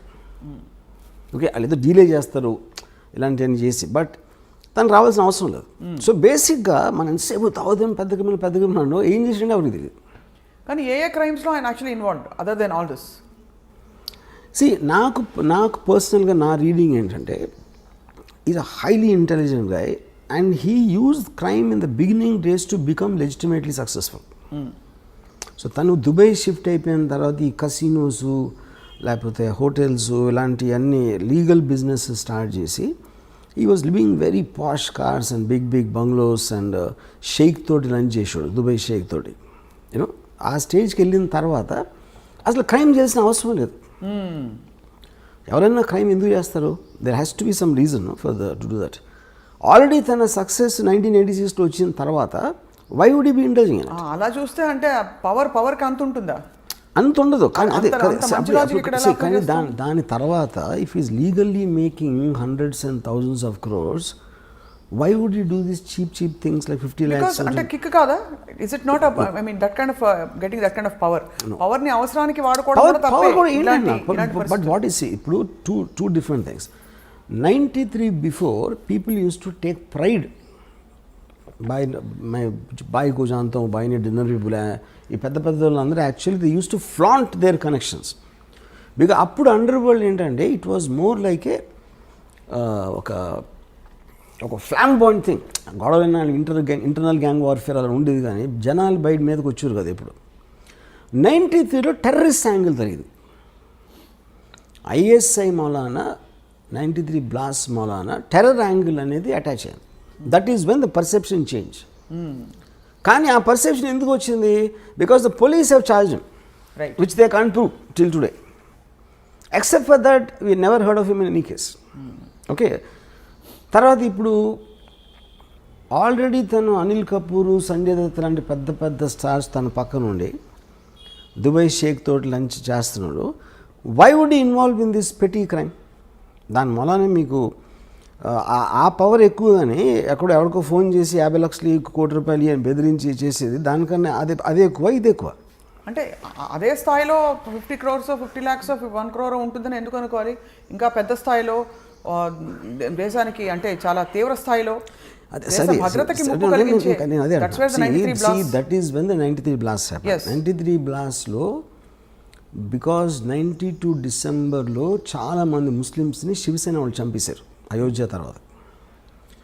వాటికి పగ తీర్చుకోవటానికి వీళ్ళందరూ వెళ్ళి కాళ్ళ మీద పడిపోయి అసలు బాంబేలో మమ్మల్ని బతకనివ్వరు అని మొత్తం బైకలా దొంగరి మహమ్మద్ అలీ రోడ్లో ఉన్న ముస్లిమ్స్ మాకున్న దైవం ఒక్కడవే అని చెప్తే ఆ ఎమోషన్లో పగ తీర్చుకోవటానికి ఈ సీరియల్ బ్లాస్ట్ చేసాడు అనేది జనరల్ బిలీఫ్. ఇది when the police the first part of it is also general belief. ఇది ఇలా ఫలానా శివసేన వాళ్ళు చంపించారు, అది correct. That is recorded thing. That is recorded, but దానివల్ల ఇది చేయించారన్నది general belief. General belief including the Bombay police charge sheet. అరే ప్రతీకార చర్య. To take revenge on the killing of the Muslims in December is why he did the blast అనేది official charge sheet అది. So which means ఆయన scale of crime ఒక వ్యక్తిగత cause నుంచి ఒక సమూహానికి సంబంధించిన కాజ్గా పెరిగింది. అండ్ ఈ విషయంలో ఆల్సో కొంచెం దేశ పౌరులు, దేశ భద్రత, ఒక మతపరమైన చర్యగా కూడా మారింది. So he scale of operation has grown. So what is the guarantee? But see నేను ఒక 2 things. What Dawood did is different. What the police are saying is different. What I believe is different. This kind of a person, I believe, will not do it to jeopardize his entire operations. ఎందుకంటే దాని మూలాన maximum నష్టం ఎవరికి వచ్చింది? దావుద్ ఇబ్రహీంకి వచ్చింది serial blast మూలాన. So you because completely cut off from the country. అందులో ఆయనకు వచ్చేది ఏం లేదు, కానీ ఆయన కాబట్టి ఆయన చేయడంటారు. Because it's too smart and too selfish to indulgence this public charity. Even if it's triggered religiously. What? Because he's not a religious guy, first of all. He never went to a mosque. He never went to a mosque. How do you have evidence of that? But he never talked about God. All Muslims maximum గాడ్ని ఫ్రాండ్ చేస్తారు కదా ఇప్పుడు. Dawood Ibrahim never spoke about God. So ఈ కాంటెక్స్లో Varma garu, your mentioning Anil Kapoor, Sanjay Dutt వీళ్ళందరూ కూడా ఆయన సన్నిహితంగా ఉండేవారు. ఆ సాన్నిహిత్యం అసలు ఎలా ఏర్పడుతుంది అంటే, ఒక గ్యాంగ్స్టర్ అని తెలిసే వెళ్తారా బాలీవుడ్ నటులు అంటే? ఎందుకంటే ఆ టైంలో అండర్ వరల్డ్ అనే వర్డ్ మనం ఇప్పుడు యూజ్ చేసిన కాంటెక్స్లో ఉండేది కదా అసలు. వాళ్ళందరూ పవర్ఫుల్ పీపుల్ అక్కడ. బడా ఆద్మీ అని బడా ఆద్మీ బహుత్ ఏ ఆయనకి ఎందుకు అని ఒక హీరో లాగా చూసేవారు గ్యాంగ్స్టర్స్ని. వీళ్ళు అందరూ హీరోలు అందరూ కూడా సిటీలో ఇప్పుడు ఫర్ ఎగ్జాంపుల్ పరిటాల రవి ఉన్నాడు. Paritala Ravi very violent and dangerous గా అంటారు. మొత్తం మీకు అనంతపూర్ జిల్లాలో ఎందుకు అందరిని ఎక్కించింది? అందుకే ఎక్కించింది. కానీ ఇక్కడ తేడా ఏమొస్తుందంటే వర్మ గారు, ప్రధానంగా ఒక అబ్స్కాండింగ్ ఇలాంటి క్రిమినల్కి ఒక పొలిటికల్ ఫేస్ ఉండే ఒక తీవ్రమైన వ్యక్తికి there is a big difference. ఈ మనిషి అందుబాటులో ఉన్నారు, ఈ మనిషి తప్పించుకుని వెళ్తాడు కాబట్టి ఎక్కడున్నాడో తెలియదు. ఈచ్ పర్సన్ తను ఉన్న పొజిషన్, తను ఉన్న సిచ్యువేషన్లో తనకు అనుగుణంగా అడ్వాంటేజ్ తీసుకుంటాడు. పరిటాల రవి అనే మనిషి అనంతపూర్లో ఉన్నాడు. అనంతపూర్లో ఏమేమి మనకు వర్కౌట్ అయితే వేరే ఉంటాయి. దుబాయ్లో దావుద్ ఇబ్రాహిం అంటే తనకు వేరే వర్కౌట్ అవుతాయి. వీళ్ళకి ఉండే ఫ్యాసినేషన్ ఆయనకి ఫిల్మ్ స్టార్స్ పట్ల ఎందుకు ఉండేది fascination? That is very this because he deliberately wanted to give that colour to the gang. అంటే మనం వీధి రౌడీలాగా ఉండకూడదు, మనని రెస్పెక్ట్తో చూడాలి జనాలు. రెస్పెక్ట్తో ఎప్పుడు చూస్తారు? రెస్పెక్టబుల్ పీపుల్తో ఉన్నప్పుడు చూస్తారు. అందుకని పెద్ద పెద్ద పార్టీలు ఇచ్చి ఈ ఫిల్మ్ స్టార్స్ని, పొలిటికల్ లీడర్స్ని, క్రికెట్ ప్లేయర్స్ని ఇలా అందరినీ ఇన్వైట్ చేసేవాడు. సో వాళ్ళ పక్కన నుంచున్నాడు కాబట్టి తనకు కూడా ఒక లెజిటిమసీ వచ్చేస్తుంది, which is a planned purpose. I did that. Right. And ఎవరెవరు అంటే వెళ్ళకపోయే క్వశ్చన్ ఉండదు. ఆయన దావుద్ ఇబ్రాహిం పిలిచాక ఇంపాసిబుల్. రాము అని చెప్పడం. Very big man calls you in a nice way not to do a crime. ఎందుకెళ్ళరు మీరు? అంటే ఎందుకు క్రిమినల్స్తో మనకు ఎందుకు అని అనుకోవాలి కదా. అది అంటే ఇప్పుడు క్రిమినల్స్ అంటే ఇప్పుడు పిక్ పాకెట్ క్రిమినలే, దావుద్ ఇబ్రాహిం క్రిమినలే. కానీ తనకున్న ఇమేజు ఇప్పుడు ఎవ్రీబడి వాంట్స్ పవర్ఫుల్ ఫ్రెండ్స్. ఫలానా ఒకటి తెలిస్తే ఎప్పుడైనా మనకు పనికొస్తాడు. ఎప్పుడైనా మనం ఏం చేయట్లేదు, మనం క్రైమ్ చేయట్లా. రైట్. కానీ పవర్ఫుల్ పీపుల్ తెలియటంలో తప్పే ఉంది అని ఒక అట్రాక్షన్ అందరికీ ఉంటుంది. ఎప్పుడది పోయింది? 90 బ్లాస్ట్ తర్వాత పోయింది. Because that was murder of public innocent people. That was a terror incident. That is when everybody cut of their links with Dawood Ibrahim, which is the reason తను చాలా ఎఫెక్టెడ్ దానికి. అందుకే అలా ఎఫెక్ట్ అతను ముందే తెలుసు కాబట్టి అతను చేసి ఉండడని నా బిలీఫ్. మీ సినిమాలో ఈ ఆస్పెక్ట్స్ అన్ని అడ్రస్ అవుతారా, చేస్తారా అసలు? Of course. అంటే ది 93 బ్లాస్ట్ ఆల్సో ఇవన్నీ they are going to be part of everything. Yes. And అది సీరియస్లో ఉండదు, సినిమాలో ఉండదు. సినిమాలో 1982-82 మధ్యలో ఉంటుంది స్టోరీ. సో ఎమర్జెన్స్ వరకు మీ సినిమా, ఆ తర్వాత జరిగిన కార్యకలాపాలు అన్ని సిరీస్, అవన్నీ సిరీస్లో ఉండబోతున్నాయి. So how are you going to, అంటే ఇప్పుడు ఎంత మీరు నార్కోస్ లాంటివి చూసినా ఇది ఒక రియల్ లైఫ్ సంఘటన, అందులో మన దేశానికి సంబంధించిన సంఘటన. సరే మీరు దేశభక్తి ఉందే లేదు అని చెప్పినా కూడా ఎక్కడో అక్కడ మీకు కొంచెం ఉంటుంది కదా, అంటే ఒక విధమైన concern. How are you going to justify making series on this? I am not telling first of all justifying that Dawood Ibrahim is good for the country or bad for the country. జరిగిన చూపెడతాను. Then it's up to the people. ఇప్పుడు నేను మన దేశానికి స్వాతంత్రం తెచ్చింది దావుద్ ఇబ్రాహిం చెప్పట్లేదు కదా నేను. What exactly he's I'm showing that. Right. It like a documentation of a full story, big story that shook up the entire country at one point of time. Right. Ram Gopal Varma గారు, దావుద్ ఇబ్రాహింని ఎప్పుడైనా కలిసే అవకాశం కానీ ఆలోచన కానీ మీకుందా? ఆయనకు ఈ సినిమా తర్వాత ఉంటుంది అనుకుంటారా? I don't think so. ఎందుకంటే Dawood Ibrahim is a highly secretive person. Last ఆ సీక్రెట్స్ మీరు బయట పెట్టేస్తున్నారు కదా ఈ సినిమాలో. కాదు, నేను తను ఇప్పుడు ఇంటరాక్షన్ నేను చెప్పేది 35 yearsలో తన ఒక ఫోటో బయట రాలేదు. ఎందువల్ల అంటారు? అది I'm very surprise actually. And ఒక వీడియో క్లిప్ కానీ ఒక ఫోటో కానీ. And also you're wrong in saying that people are searching for him. That's not true. ఒక పాయింట్ ఏంటంటే he's under another name in Pakistan. ఇప్పుడు ఇండియాకి పాకిస్తాన్కి ఎక్స్ట్రడిషన్ ట్రీటీ లేదు. సో ఇప్పుడు ఫర్ ఎగ్జాంపుల్ తోబిష్ అని ఒక ముస్లిం ఉన్నాడు అనుకోండి కరాచీలో, వాడు అక్కడే క్రైమ్ చేసి ఆడు వచ్చి హైదరాబాద్లో ఉన్నాడు అనుకోండి, మనం పట్టించుకుంటాం. మనం పాకిస్తాన్లో ఎవడో ఏదో చేస్తే మనం ఇప్పుడు క్రైమ్ అనేది ఇప్పుడు జ్యూరిస్డిక్షన్ మన దగ్గర ఉండి మన దగ్గర ఉన్నప్పుడు క్రైమ్ చేయాలి. సో ఎవరు చూడడం లేదంటారు. ఎవరు చూడలేదు. సో ఆయన ఎక్కడైనా ఎయిర్పోర్ట్ లోకి వచ్చి కనిపించలేతే మీ గోవా బీచ్ లో షూటింగ్ సెట్ పక్కన ఇండియాలో ఈజ్ వాంటెడ్ పర్సన్. అదే అడుగుతున్నా, ఇండియాలోనే చెప్పాను హీస్ వాంటెడ్ కదా. ఇండియాలో కాదు, మీరు ప్రపంచం అంతా ఎదుగుతున్నారు. అలా అంటే ప్రపంచం అంతా తిరిగి వెతుకుతున్నారని మన వాళ్ళు. They are going world around the world looking for him. No, they're not. They all believe that he is in Pakistan. He is known to be in Pakistan. Yeah. But they can't go into Pakistan, ante. Right, which is why he is hiding there, but now he is actually in the form of your hero. మీ పాత్రగా ఇప్పుడు తెర ముందుకు వస్తుంది Dawood Ibrahim. So మీ పాత్రని ఇష్టపడతారా జనం, చూసి కష్టపెట్టుకుంటారా? See, what is your gut feeling? Anybody you see as a human being, you'll always tend to like him. ఎందుకంటే హ్యూమన్ బీయింగ్స్ ఎమోషన్ కనెక్ట్ అవుతారు, రైట్, లాజిక్ కనెక్ట్ అవుతారు, రేషనాలిటీ కనెక్ట్ అవుతారు, థాట్ ప్రాసెస్ కనెక్ట్ అవుతారు. ఇప్పుడు మీరు Narcos చూసారనుకోండి, పబ్లో Escobar ముందు Dawood Ibrahim is nothing. అంత పబ్లో ఎస్కోబార్ని మనం హ్యూమన్ బీయింగ్గా చూసినప్పుడు మనం ఒక 2 సీజన్స్ చూసాం కదా వరుస. ఎందుకంటే పబ్లో ఎస్కోబార్ మన లైఫ్ని డైరెక్ట్గా ఇంపాక్ట్ చేసినట్టు మనకు తెలియదు. బట్ వెంచువల్లీ మన లైఫ్ అంటే కంట్రీ కాదు కదా, eventually life. Number of people Pablo Escobar ఒక్కడిని చంపడానికి మొత్తం ప్లేన్ కూల్చాడు పబ్లో ఎస్కోబార్. అలాంటి మనిషి కూడా మీ దగ్గర నుంచి అతను రూమ్లో ఉన్నప్పుడు, అంటే సినిమా అనేది almost you are with him at that time. 100% you will get emotional with anybody like that. మీరు ఇచ్చిన అనేక ఇంటర్వ్యూస్లో వర్మ గారు మీరే చెప్పారు, మనిషి ఎప్పుడు నెక్స్ట్ ఏమిటి అని వెళ్తూ ఉండే ప్రయాణం మనిషిది. ఇప్పుడు ఒక అత్యంత పవర్ఫుల్ అండ్ అత్యంత ఒక డబ్బులుండే పరిస్థితికి వచ్చేసిన ఒక క్రిమినల్ గ్యాంగ్స్టర్ మైండ్లో ఇప్పుడు ప్రపంచం పట్ల, దేశం పట్ల, లేదు మనుషుల పట్ల ఏం ఎమోషన్స్ ఉండుంటాయి, తర్వాత ఆయనకు వారసులు ఉన్నారా, ఇలాంటి డీటెయిల్స్ అన్ని కూడా మనకి బయటపడతాయి. ఒకటి his daughter died because of malaria.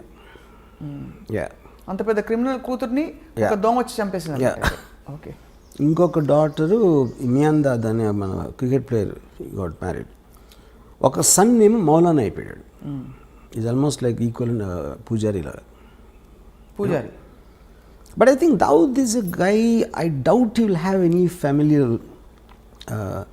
నేను విన్నది ఏంటంటే ఇప్పుడు present life style, he sleeps the whole day and is awake the whole night partying అంట. Partying? Yeah, that's only thing he does every day. He is not with Mandakini anymore. Mandakini ఎప్పుడూ తెలిసి, Mandakini, I think more than 20 years. Did they have kids together? Do we know of that? Mandakini has a son. Everybody suspects it's Dawood Ibrahim's son, but she doesn't tell that. ఎవరితో మాట్లాడదు.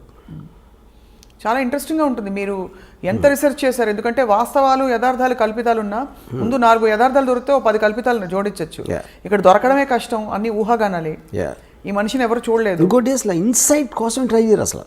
వాళ్ళకి ఎంతసేపు పైన చూసేసి ఒక ఇప్పుడు bad person, good person అని ఎక్కడ ఉండడు. బ్యాడ్ పర్సన్ అంటే ఎందుకు బ్యాడ్ అయ్యాడు తెలుసుకోకుండా బ్యాడ్ అంటాం అనేది ఇట్స్ వెరీ సూపర్ఫిషియల్ జడ్జ్మెంట్. కానీ ఎందుకు బ్యాడ్ అయినా కూడా దేశద్రోహంలో కానీ మనుషుల్ని చంపడంలో కానీ పాల్పడితే ఖచ్చితంగా అది ఫస్ట్ బ్యాడ్ అనేయాలి. తర్వాత మనం బ్యాడ్ ఎందుకు అయ్యాడని పిహెచ్డి చేసుకోవచ్చు. కానీ అన్నది that is what I'm saying. ఇప్పుడు క్రైమ్ అని లీగల్ సిస్టమ్ ఉన్నదే ఎందుకు, టోటల్ సొసైటీకి ఉన్న ఒక కంబైన్డ్ గుడ్ కోసం ఈ చేయకూడదు అని కొన్ని రూల్స్ పెట్టుకుంటాం. ఆ రూల్స్ని అధిగమించిన క్రిమినల్ అంటాం. That obviously is going to be. కానీ ఆ రూల్స్ని అడ్డు పెట్టుకుని వేరే వాళ్ళు they might do worse than that because they are smarter in different positions. అలాంటిది అవతల వాళ్ళు ఫీల్ అయినప్పుడు వాళ్ళు రెబెల్ అవుతారు. రెబెల్స్ అంటే ఏంటి? బేసిక్గా were thumbing the nose against the system. So వాళ్ళకి ఒక్కొక్కసారి పవర్ ఉండొచ్చు, వాళ్ళు బయటపడిపోవచ్చు, లేకపోతే జైల్లో ఉండొచ్చు. రైట్. సో ఇప్పటికే దాదాపు పెద్ద క్రిమినల్స్ అందరూ కవర్ అయిపోయారు వర్మ గారు. మీ సిరీస్ ఆఫ్ క్రిమినల్స్లో ఇంకెవరైనా మిగిలిన్నారా దావుద్ తర్వాత? ఉన్నారు చాలామంది. వాళ్ళందరూ మీ సినిమాలు తీస్తారు అయితే? నన్ను ఒకళ్ళు అడిగారు, మీరు డైరెక్టర్ అవ్వకపోతే గ్యాంగ్స్టర్ అయి ఉండేవారా అని. మీరు డైరెక్టర్ అవ్వకపోతే క్రిమినల్ గ్యాంగ్స్టర్ అయ్యేవారా అని. నేను I'm like A naturalist studies wild animals. అందరూ మీకు జంతువులు, ఫారెస్ట్లో ఒక స్నేక్ ఉండొచ్చు, కోబ్రా ఉండొచ్చు, లేకపోతే టైగర్ ఉండొచ్చు, లయన్ ఉండొచ్చు. ఆ వైల్డ్ యానిమల్స్ స్టడీ చేయడం నాకు ఇష్టం. That doesn't mean I'm the wild animal. Okay, so ఇప్పుడు నాకు ఒక దాని మీద ఒకడిని చంపాడు అంటే ఆ యాక్ట్ కన్నా ఎక్కువ వాడు చంపే పరిస్థితి, చచ్చిపోయే పరిస్థితి ఎందుకు తెచ్చుకున్నాడు, వీడు చంపే పరిస్థితికి ఎందుకు వచ్చాడు అని స్టడీ చేయడం నాకు ఎక్కువ ఇష్టం. మీరు గతంలో అమ్మాయిల గురించి కూడా ఇలాగే అన్నారు. ఏమని? వైల్డ్ లైఫ్ న్యాచురలిస్ట్ మీరు. అమ్మాయిల గురించి అలా, అమ్మాయిలు అంటే I think that is art for me. అమ్మాయిలు అంటే ఆర్ట్ ఫిల్మ్, నాట్ ఇలాంటి సినిమా కాదు. రైట్. దావుద్ ఇబ్రహీం జంతువు అయింటే ఏమైండేవారు? ఏ జంతువు అయిండేవారు? Closest. I definitely won't equate him with these dangerous animals. Actually, the most dangerous animal is human being. Andukane you can control all the animals. Actually, you know. I can't say fox also. Definitely, I won't equate him neither with a snake nor a tiger. ఇప్పుడు ఒక పెద్ద బ్రహ్మ ప్రశ్న, snake or tiger your saying, అంతేనా? అంటే స్నేక్కి మనం మామూలుగా పావురా అంటే ఏదో దాక్కుని మనకు కనిపించకుండా కాటేస్తుంది అన్న దాని మీద వచ్చి ఉంటుంది అనుకుంటున్నా. పాము అంటే మనకు తెలీదు ఎప్పుడు కాటేస్తుందో అని. టైగర్ అనేది ఆబ్వియస్ స్ట్రెంగ్త్ అది. కానీ తెలివితేటలు కూడా ఉన్నాయి కాబట్టి నక్క కూడా ఉండొచ్చు. అంటే నక్క పాయింట్ ఏంటంటే పరిగెడతా ఉంటుంది. తెలివిగా ఏం చేస్తుందో నాకు ఇంతవరకు తెలియదు. నక్క తెలివింది అంటారు కానీ అది ఏం తెలివి ఉపయోగించింది నాకు తెలియదు ఇంతవరకు. సో ఇది ఒక అన్ని కలగలిసిన ఒక విచిత్ర జంతువు, అంతేనా? అయితే ఇది మోర్ నియరర్ టు దట్. అన్ని కలగలిసి, అన్ని క్వాలిటీస్ కలగలిసిన ఒక విచిత్ర యూనిక్ జంతువు. ఒక పెద్ద డౌట్, నక్కలాగా ఆలోచించి పాములాగా కాటేసి ఫస్ట్ కాటు పడగానే టైగర్ అయిపోతాడు. I think this is the correct thing. ఇచ్చాదారి సాంప్లాగా ఉండడానికి. డి కంపెనీ మోర్ డేంజరసా, ఆర్జీవీ కంపెనీ మోర్ డేంజరసా అని ప్రశ్న అడుగుతున్నారు, అందరూ అడుగుతున్నారు మీరు తీసే సినిమాల్ని బట్టి. ఇప్పుడు పాయింట్ ఏంటంటే సినిమాలో రొమాన్సైజ్ చేస్తారు అని చెప్తారు, లేకపోతే గ్లోరిఫై చేస్తారు క్రిమినల్స్ని. ఇప్పుడు ప్రతి కమర్షియల్ మెయిన్ స్ట్రీమ్ సినిమాలో కూడా పవన్ కళ్యాణ్ 20 మందిని కొట్టాడు, మహేష్ బాబు 50 మందిని కొట్టాడు, ఇంకోటి ప్రభాస్ 100 మందిని కొట్టాడు. అందరు చప్పట్లు కొడుతూ ఉంటారు, ఏలేస్తూ ఉంటారు. వాళ్ళు ఏం చేస్తున్నారు? చట్టాన్ని వాళ్ళ చేతులకు తీసుకుంటున్నారు, ఇర్రెస్పెక్టివ్ ఆఫ్ వాళ్ళు ఏ రోల్ వేసినా. But that is not to be taken seriously because it's a very comic book, fun, entertainment, action. Nobody takes that seriously. Realistic serious లాంటి, సత్యాలు లాంటి సినిమాలు ఏంటంటే ఎవ్వరు గన్ను తీసుకున్నా వాళ్ళందరూ కుక్క చోచి వచ్చారు ఫైనల్గా. అది గ్లోరిఫై చేయడం ఎట్లా అవుతుంది? అది how am I romanticizing? They all look very అనే మామూలు మనుషులాగా చూపెడుతున్నాను. You are connecting to them, not getting inspired by them. Okay, so this is a connection, not an inspiration. Clearly you are connecting to all these people, all your gangsters. You understand. అంటే మీరు you will understand. ఇప్పుడు ఇందాక నేను concentration example అది చెప్పాను, right? అలాంటి పరిస్థితుల్లో మీరు గార్డ్గా ఉన్నా మీరు ఏం చేస్తారు? అది point. Do you expect any resistance or political flurries on this film? I don't think so, because see, we make film on all lots of criminals. మీరు బుక్కులు రాస్తున్నారు, లేకపోతే డాక్యుమెంటరీస్ చేస్తున్నారు, ఎవరు సినిమా తీస్తున్నారు, ఏంటి డిఫరెన్స్? రైట్. సో మొత్తం మీద హిందీ భాషలో విడుదలవుతున్న సినిమా, ఆ తర్వాత వెబ్ సిరీస్ కూడా అనేక భాగాలలో దావుద్ ఇబ్రహీం కార్యకలాపాలపై వర్మ గారు రీసెర్చ్ చేసి మరి రూపొందిస్తున్నారు. Will the same star cast continue Varma garu, or most of them will continue? Tell us a little bit about your casting. అంటే ఈ క్యారెక్టర్స్కి వెతకడానికి మీరు ఆడిషన్ చేశారా? ఆబ్వియస్లీ అంటే నాకు Dawood Ibrahim character I wanted, అంటే అతను హీరోలాగా ఉండకూడదు, ఏదో మసిల్స్ 6 ప్యాక్ వచ్చి ఉండకూడదు. I wanted a very mild looking person who slowly starts growing in the period of time.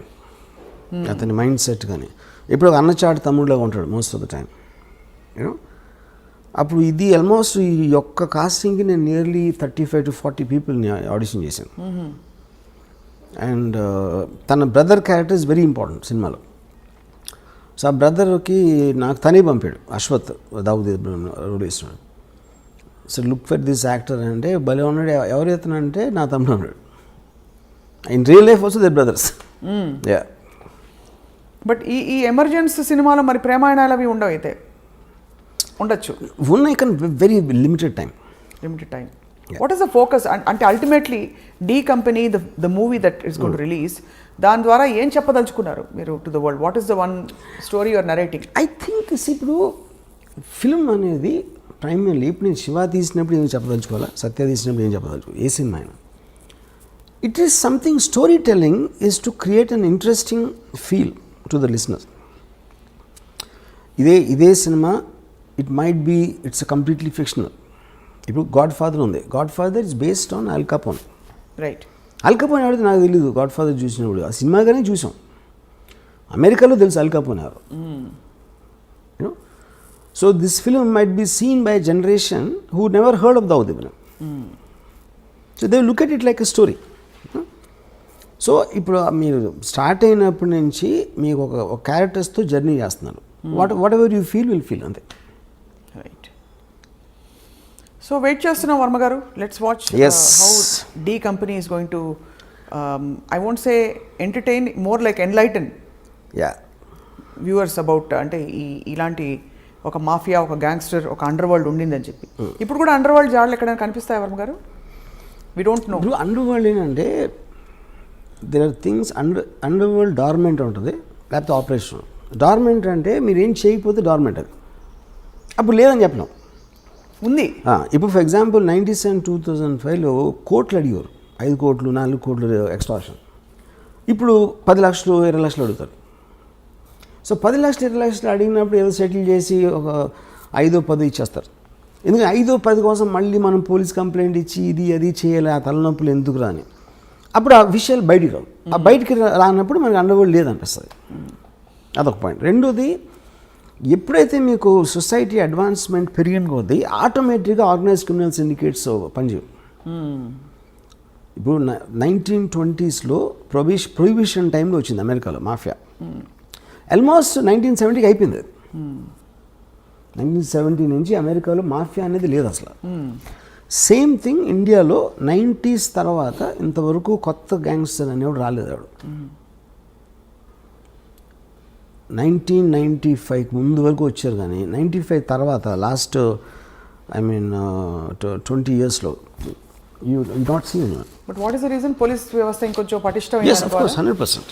అంటే ఇంకోటి మీకు బ్రాండ్ నేమ్ రావడం కష్టం. ఇప్పుడు బ్రాండ్ నేమ్ ఇండిపెండెంట్గా పేరు లేకుండా ఆయన క్రైమ్ చేయొచ్చు, కానీ డీ కంపెనీ ఫలానా దావుద్ ఇబ్రహీం, ఫలానా అబూ సలీం, ఫలానా చోటా షకీల్ అనేది అది సేమ్ రీజన్. ఫ్యాక్షనిజం కూడా అంతరించిపోవడానికి అదే కారణం.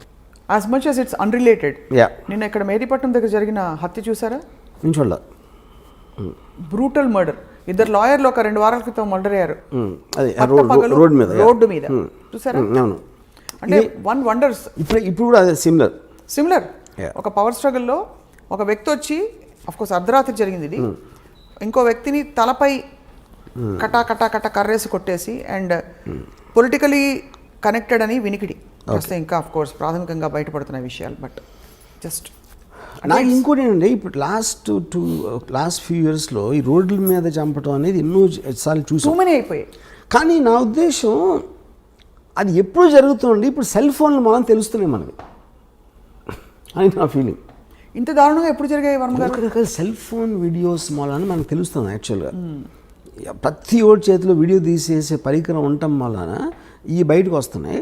అంతకుముందు ఇలాగే జరుగుతుంది, అది ఉండి ఇప్పుడు కొత్తగా రోడ్డు మీద చంపుదాం అని ఒక fresh batch of thinking. I doubt that is the point.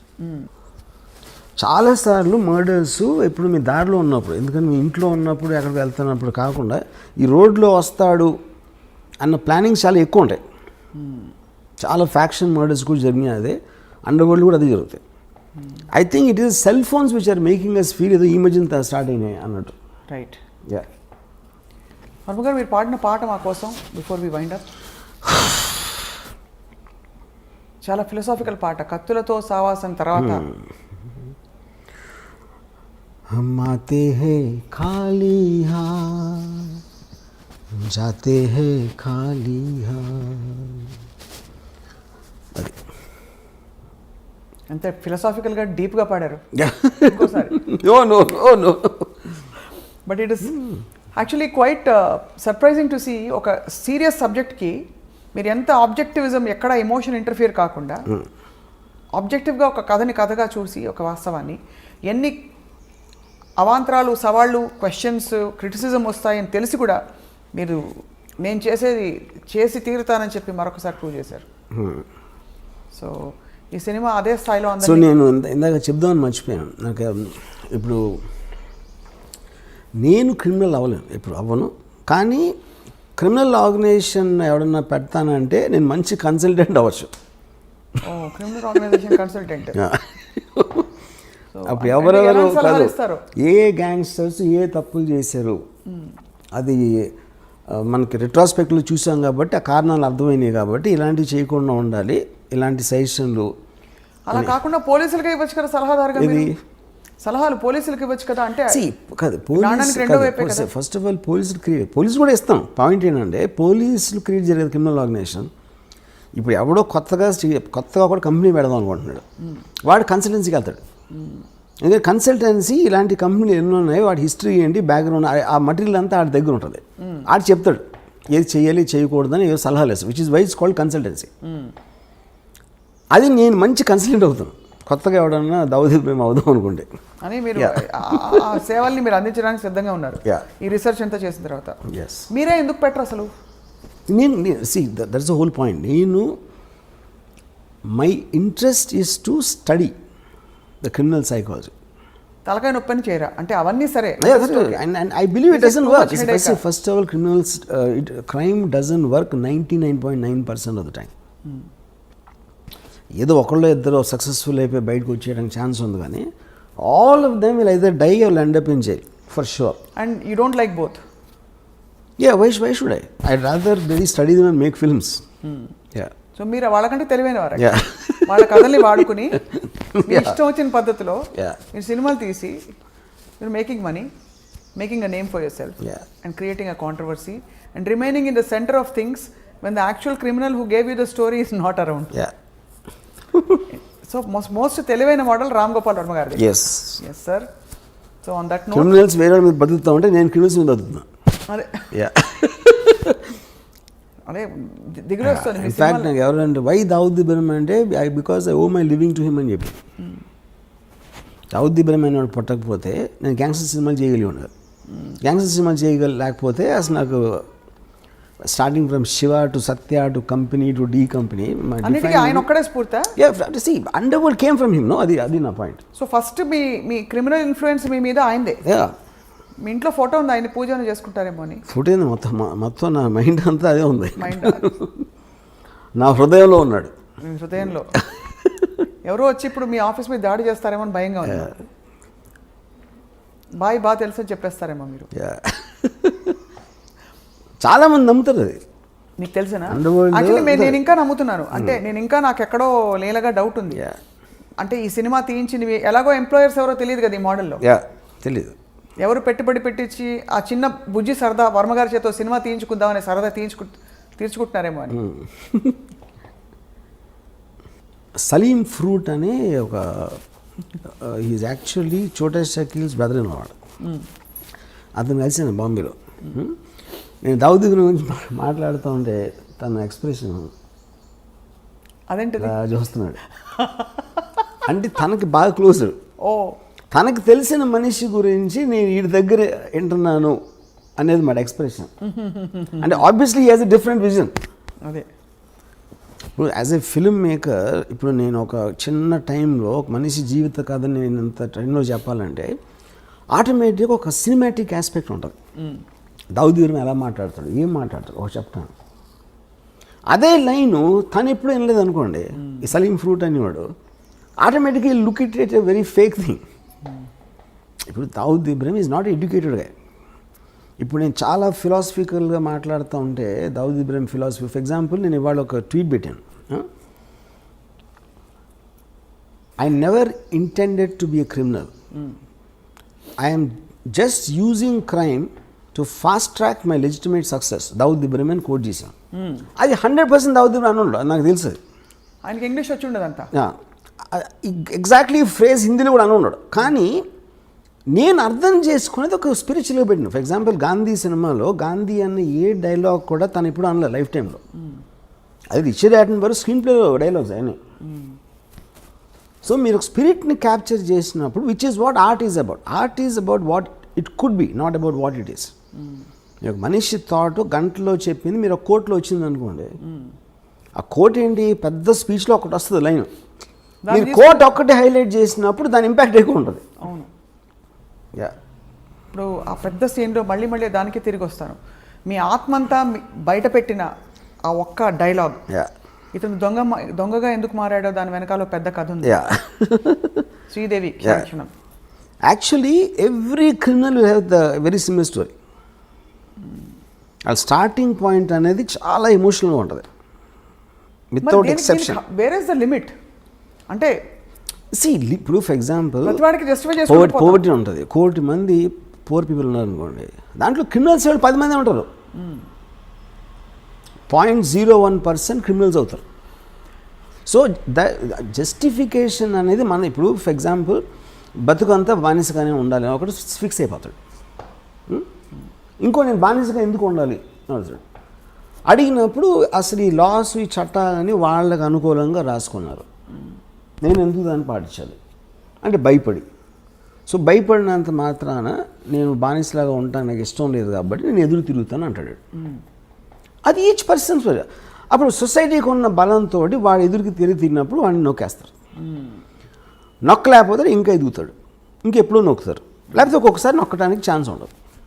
So ఈ ఎబిరేషన్స్ ఈ కాన్ఫ్లిక్ట్స్ అనేవి మనకు రోజు జరుగుతూ ఉంటాయి. మన ఇన్ని సంవత్సరాలు ఇన్ని వందల వేల సంవత్సరాలు ఉన్నా కూడా ఇంకా మనం క్రైమ్తో దెబ్బలాడుతున్నాం అంటే అలాంటి మైండ్ సెట్స్ అని ఎప్పుడు పావు. అది పాయింట్. కానీ it also reflects on the system of law and order in the country. అంటే ఇలాంటి ఆఫ్ కోర్స్ మీకు ఎక్కడైనా ఫర్ ఎగ్జాంపుల్ మనకి 2010 వరకు the under world was very very operative in India.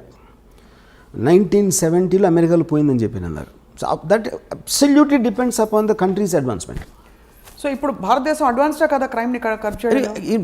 It might be far more better than Venezuela, maybe Pakistan, maybe some other country, but not as much as America. Yeah. But actually objectively what do you think of how we have curbed crime? See, every country is advancing rapidly.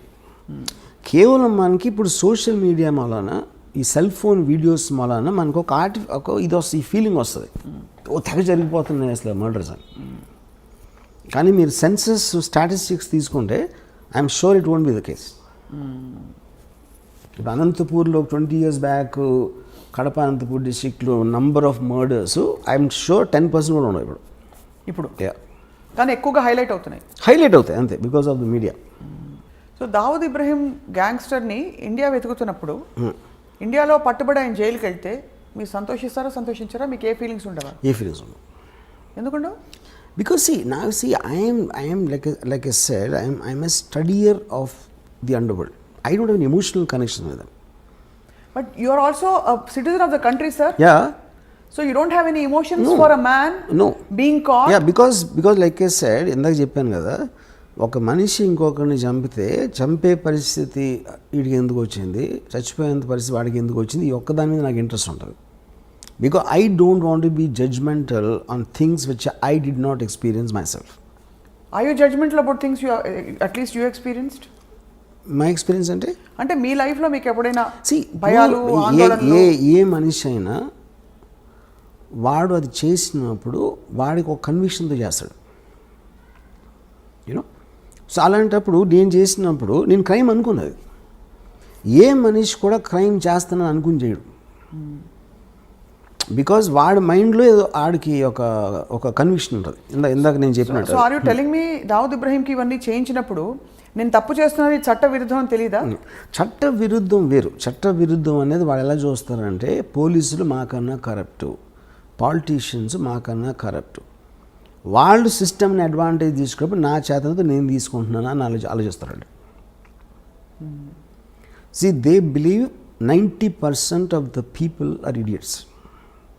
Power పొజిషన్స్లో ఉన్న అందరికీ common thought అది. పోలీసులు అదే అనుకుంటారు, politicians అదే అనుకుంటారు, underworld కూడా అదే అనుకుంటారు. సో ఎవరికొన్న సిచ్యువేషన్లో ఎవరికొన్న పవర్లు మేము ఎలా తీసుకోవాలి, ఎలా బయటపడాలి అని ఒక్కటే ఆలోచిస్తారు. కానీ they will never think about themselves consciously doing something wrong. So you feel that Dawood Ibrahim never ever feels he has done something wrong? No.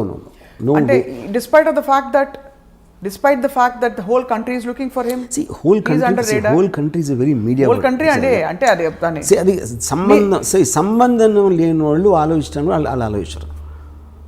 ఇప్పుడు మన ఇద్దరం ఉన్నాం, మనకి ఏంటి అండర్ వరల్డ్ ఏం కనెక్షను? ఇప్పుడు ఈ కెమెరామెన్కి ఏం connection? Then he never touched any part of our life. Okay, so they don't care about us. వాళ్ళు డైరెక్ట్గా ఇన్వాల్వ్ అయిన వాళ్ళు, అది పోలీస్ ఆఫీసర్లా, ఏదో బిజినెస్ మ్యానా, వాళ్ళ దాని మీద వాళ్ళ మనలాగే మీరు ఇంటికి వెళ్ళినప్పుడు మీ ఫ్యామిలీ, మీకు ఉన్న ఇమీడియట్ కలీగ్స్, వాళ్ళు తప్పిస్తే మిగతా ప్రపంచం, మిగతా హైదరాబాద్ సిటీకి మనకేం కనెక్షన్ అసలు? నిజంగా అంత డిటాచ్డ్గా డిస్కనెక్టెడ్గా ఉంటారు మనిషి. అందరూ ఉంటారు, వాళ్ళే కాదు. మనిషి అన్నవాడు ఎప్పుడు వాడి పరిధిలోంచి బయటికి వెళ్ళి వాళ్ళు ఏమనుకోండి, వాళ్ళ పరిధిలో ఉన్న వాళ్ళ గురించి ఆలోచిస్తారు మ్యాక్సిమం, అది అప్పర్ లిమిట్. సో ఈ బిఫోర్ అంటే వైండప్ చేసే మేము ఒక చిన్న ఎగ్జాంపుల్ చెప్తాను. చెప్పండి. చోటా రాజాను ఒక మనిషి సౌత్య అని, అతను బాగా ఒక అంటే ప్రాటజీ అన్నమాట, ఆల్మోస్ట్ తమ్ముడిలాగా చూసుకుని ఒక పర్టిక్యులర్ స్టేజ్లో దావుద్ ఇబ్రాహీంకి చోటా రాజన్కి గొడవ వచ్చినప్పుడు ఈ సౌత్య అనేవాడు రాజాన్తో కలిసి చోటా రాజాని చంపడానికి ప్లాన్ చేసి, ఆ ప్లాన్ ఏమో వర్కౌట్ అవ్వలేదు. చోటా రాజాని పారిపోయిన తర్వాత ఇదంతా దుబాయ్లో జరిగింది. దుబాయ్లో చోటా రాజాని కోపంతో వాడు నేను తీసుకొచ్చి ఆయన అంత పొజిషన్ ఇస్తే నన్ను చంపడానికి ట్రై చేసి దావుద్ బాయ్తో చేతులు కలుపుతాడు, ఆయన చంపి తీరాలని. పక్కన వాళ్ళందరూ ఇంపాసిబుల్, అది దుబాయ్లో ఉన్నాడు, మీరు దుబాయ్లోనే మర్డర్ అనేది ఎప్పుడు జరగలేదు. అంటే వీడు ఏం చేశాడంటే, ఒక బాంబే నుంచి 4 తెప్పించి హిట్మెన్ దుబాయ్లో చేయలేదు ఎప్పుడు, కానీ ఎప్పుడు చేయనంత మాత్రాన ఫస్ట్ టైం దేనికన్నా ఫస్ట్ టైం ఉంటుంది. దావుద్ బాయ్కి పవర్ ఉంటే నాకు ఉన్నాయి కాంటాక్ట్స్ దుబాయ్లో. నేను మొత్తం అన్ని అరేంజ్ చేస్తాను. మీరు వెళ్ళి హాలిడే లాగా వెళ్ళండి దుబాయ్, అక్కడ నా వాళ్ళు వచ్చి సౌత్యాన్ని ఎలా చంపాలో వాళ్ళు ఎక్స్ప్లెయిన్ చేస్తారు. మీరు కన్విన్స్ అయితే చేయండి, చంపేసి మీరు తప్పించుకోగలుగుతామని కన్విన్స్ అయితే చేయండి, నేను చూసిన ప్లాన్ తర్వాత. లేదా మీరు హాలిడే ఎంజాయ్ చేసుకుని వెళ్ళిపోండి. ఇప్పుడు ఇంత డబ్బులు ఇస్తున్నా ఆల్రెడీ, మీరు సక్సెస్ఫుల్ అయ్యారంటే దీనికి 10 ఇస్తాను. ఒకవేళ అక్కడికి వెళ్ళి మీరు కన్విన్స్ అవ్వకపోతే మీరు తప్పించుకోగలుగుతానని, అప్పుడు మీరు హాలిడే ఎంజాయ్ చేసి వెళ్ళిపోండి, మళ్ళీ బాంబే వెళ్ళిపోండి. వీళ్ళు సరే వెళ్ళారు, దుబాయ్ వెళ్ళారు. అక్కడ చోటరాజు మనుషులు వచ్చి వాళ్ళకి 5 స్టార్ హోటల్ పెట్టి అంతా చేసి, అక్కడి నుంచి ఒక సాయంత్రం జిమ్, ఒక మాల్ ఉంది, మాల్లో బయట ఒక జిమ్ ఉంది. సౌత్య రోజు అక్కడికి వస్తాడు. వీళ్ళు కార్లో కూర్చొని చూశారు, అక్కడ లోపలికి వెళ్ళాడు. ఈ రాజన్ మనిషి తీసుకొచ్చి ఇక్కడి నుంచి మీరు ఈ కొంచెం ఇలా వెళ్ళి లెఫ్ట్కి తిరిగితే ఒక రోడ్డు ఉంది, ఆ రోడ్డు ఇంకో 100 మీటర్స్ చివరికి రైట్కి తిరిగితే ఇక్కడ ఒక వ్యాన్ ఉంది, ఒక రెడ్ వ్యాన్ ఉంది. మీరు రేపు సాయంత్రం ఇక్కడ వెయిట్ చేసి సౌత్య రాగానే ఆయన షూట్ చేసి చంపేసి పరిగెత్తి లెఫ్ట్కి తిరిగి రైట్కి తిరిగి వ్యాన్లో కూర్చుంటారు. ఈ వ్యాను డైరెక్ట్గా పోర్టుకి తీసుకెళ్తుంది. పోర్టు దగ్గర కస్టమ్స్ వాళ్ళు అందరినీ ఆల్రెడీ సెట్ చేశాడు రాజన్ భాయ్. వాళ్ళు మిమ్మల్ని బోట్లో ఎక్కిస్తారు, ఆ బోటు యాట ఇండియాకి వచ్చేస్తుంది అని డీటెయిల్స్ అన్నీ చెప్పి, ఆ రోజు రాత్రి ఆ కస్టమ్స్ వాళ్ళు వచ్చారు కలవడానికి. వచ్చి వాళ్ళందరూ డ్రింక్స్ తాగి, ఆ కస్టమ్స్ ఆఫీసర్ ఏం చెప్పాడంటే, ఈ బ్లూ గేట్ ఒకటి ఉంది మీ పోర్టులోకి వచ్చిన తర్వాత, ఆ బ్లూ గేట్ దగ్గర నేను ఉంటాను, నేను ఫ్రంట్ సీట్లో ఎక్కుతాను, యూనిఫామ్ నేను ఫ్రంట్ సీట్లో ఎక్కని ఎవడు నా ఆ వ్యాన్ ఆపడం, నేను డైరెక్ట్గా తీసుకెళ్ళి మిమ్మల్ని యాట ఎక్కిస్తాను అని చెప్పాడు. ఈ మొత్తం ఎలాబరేట్ డీటెయిల్ అన్నీ స్టడీ చేసి ఫైనల్గా కన్విన్స్ అయ్యాడు. కన్విన్స్ అయ్యి ఓకేనా. నెక్స్ట్ డే సాయంత్రం వచ్చాడు సౌత్య, కిందకి దిగి టపా షూట్ చేశారు. షూట్ చేసి పరిగెత్తారు, లెఫ్ట్ టర్న్ తిరిగారు, రైట్ టర్న్ తిరిగితే వ్యాన్ లేదు అక్కడ. వ్యాన్ లేదు, ఇవాళ ఇటు హెల్టర్ స్కెల్టర్ అయిపోతే ఈ లోపల దుబాయ్ పోలీసులు వచ్చి పడుకున్నారు. ఇంట్రాగేషన్లో రాజన్ మనుషులు అని చెప్పారు, అది రాజన్ కావాల్సింది. Rajan never wanted them to be escaping. ఈ కస్టమ్స్ వాళ్ళు ఎవరంటే వాళ్ళు యాక్టర్లు, వాళ్ళు కస్టమ్స్ ఆఫీసర్లు కాదు. వాళ్ళు వచ్చి కస్టమ్ ఆఫీసర్ లాగా చేసి వీళ్ళకి నమ్మకం కలిగించడానికి అలా మాట్లాడి ఈ ఫోటోలన్నీ చూపించాడు. My goodness. ఓకే, ఇప్పుడు ఎందుకు చేశాడు చోటరాజన్ ఇది? నన్ను మీరు చంపడానికి ట్రై చేసిన నా పొజిషన్లోకి వచ్చిన దుబాయ్లో మీకు సెంటర్లో చంపానండి. అని డి కంపెనీకి మెసేజ్ పంపడానికి చేశాడు అది. అసలు మీరు ఓకే చెప్పేదండి ఇది అయిపోయింది కదా. నెక్స్ట్ చోటారాజను వీళ్ళ ఫ్యామిలీస్కి ఫోన్ చేసి ఈ నలుగురు ఉరిశిక్ష చేశారు దుబాయ్లో ఫస్ట్ మర్డర్ జరిగింది ఇదే దుబాయ్లో మొత్తం హిస్టరీలో. వీళ్ళ ఫ్యామిలీస్కి ఫోన్ చేసి నేను వాళ్ళకి అబద్ధం చెప్పిన మాట నిజం, ఎందుకంటే నాకు ఒక ప్రెస్టేజ్ క్వశ్చన్ వచ్చింది, నేను చేయాల్సిన అవసరం ఉంది, ఇలాంటి బిజినెస్లో ఎవరో ఒకరిని బలి ఇవ్వకపోతే మనం అనుకునేవి జరగవు. ఇప్పుడు వాళ్ళు మీకోసం మీ పిల్లలకి మీ ఫ్యామిలీస్కి ఎంత మీకు డబ్బు అవసరం అవుతుందో వాళ్ళు సంపాదించి దానికి 2 ఎంతలు నేను ఒక్క షాట్లో ఇస్తాను మీ నలుగురికి అని చెప్పి వాళ్ళు డబ్బు పంపించాడు. సో ఇప్పుడు ఇదంతా చూస్తే అసలు అది మీ జడ్జ్మెంట్ ఫ్యాక్టర్ ఏముంటుంది కదా చెప్పండి నాకు. అంటే డబ్బు పంపించడానికి మంచివాడు అయిపోతాంటారా? మంచోడు అది మీరు చెప్పాలి. కనీసం ఎంత ఎమోషన్స్ వెనకాల ఉంటాయని ఎవరైనా ఊహిస్తాడు అసలు. అది నేను చెప్పేది, అది జస్టిఫికేషన్ కాదా నేను చెప్పట్లా. First of all their hit men ఎవరైతే వచ్చారో, డబ్బులు తీసుకుని చంపటానికి వచ్చే ఇలాంటి మనుషులు ఒక రకం, వాళ్ళకి ఫ్యామిలీస్ ఉండటం కూడా నిజమే, వాళ్ళకి పిల్లలు ఉండటం కూడా నిజమే, వాళ్ళు క్రైమ్లో లేరు, కానీ వాళ్ళ జీవనాలు వీళ్ళ మీద ఆధారపడి ఉన్నాయి. సో వీళ్ళకి అబద్ధం చెప్పి మోసం చేసి తన పని అవగొట్టుకుని వాళ్ళు దుబాయ్ జైల్లో ఉరిశిక్ష చేయించాడు. ఇది లేకపోతే చోటరాజన్ దగ్గర ఇంకోటి ఏముంటుంది చెప్పండి నాకు. మీకు ఉన్న ఆప్షన్స్, మీకు ఒక ఆబ్జెక్టివ్ ఉంది, ఆ ఆబ్జెక్టివ్లో మీకున్న బెస్ట్ ఆప్షన్ మీరు ఎత్తుక్కుంటారు, దాంట్లో ఎవరో ఒకళ్ళు హర్ట్ అవుతారు, ఎవరో ఒకళ్ళు బలైపోతారు, which is called collateral damage.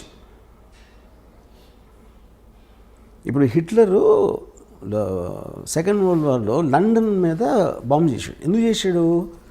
UK British troops start అయినాయి, ఆ బ్రిటిష్ ట్రూప్స్ మూవ్మెంట్ స్లో చేసేయాలి, బార్డర్కి తొందరగా రాకుండా. అందుకని లండన్ మీద బాంబు చేసి జనాలు భయపడి అందరూ బయటకు వచ్చేసి రోడ్లు అన్ని బ్లాక్ చేసేస్తారని ఉద్దేశం అన్నమాట. ఇది వార్ స్ట్రాటజీ అంతే. దానికోసం మీరు ఇన్నోసెంట్ ప్రజల్ని చంపేస్తారని అదే పాయింట్ అక్కడ. ఇన్నోసెంట్ ప్రజలు అనేవాళ్ళు ఎప్పుడూ బలిపశువులు ఉంటారు, ఏ వార్లో అయినా ఎక్కడైనా సరే.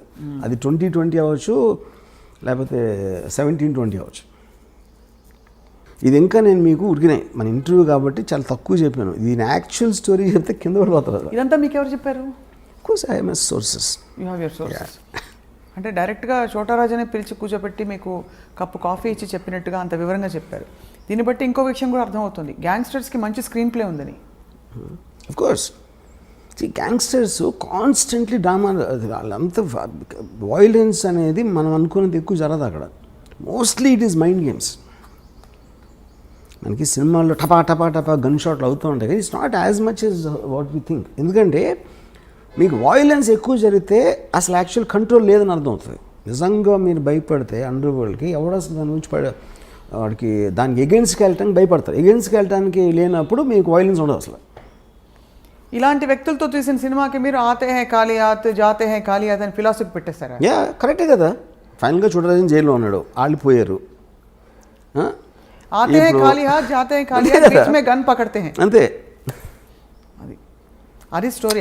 గన్ ఒకటే కదా కదా పాయింట్. చాలామంది చాలా చేస్తారు, బిజినెస్లో ఓడిపోతారు, పొలిటికల్గా లూజ్ అవ్వచ్చు. People lose all kinds of things, not only the under world.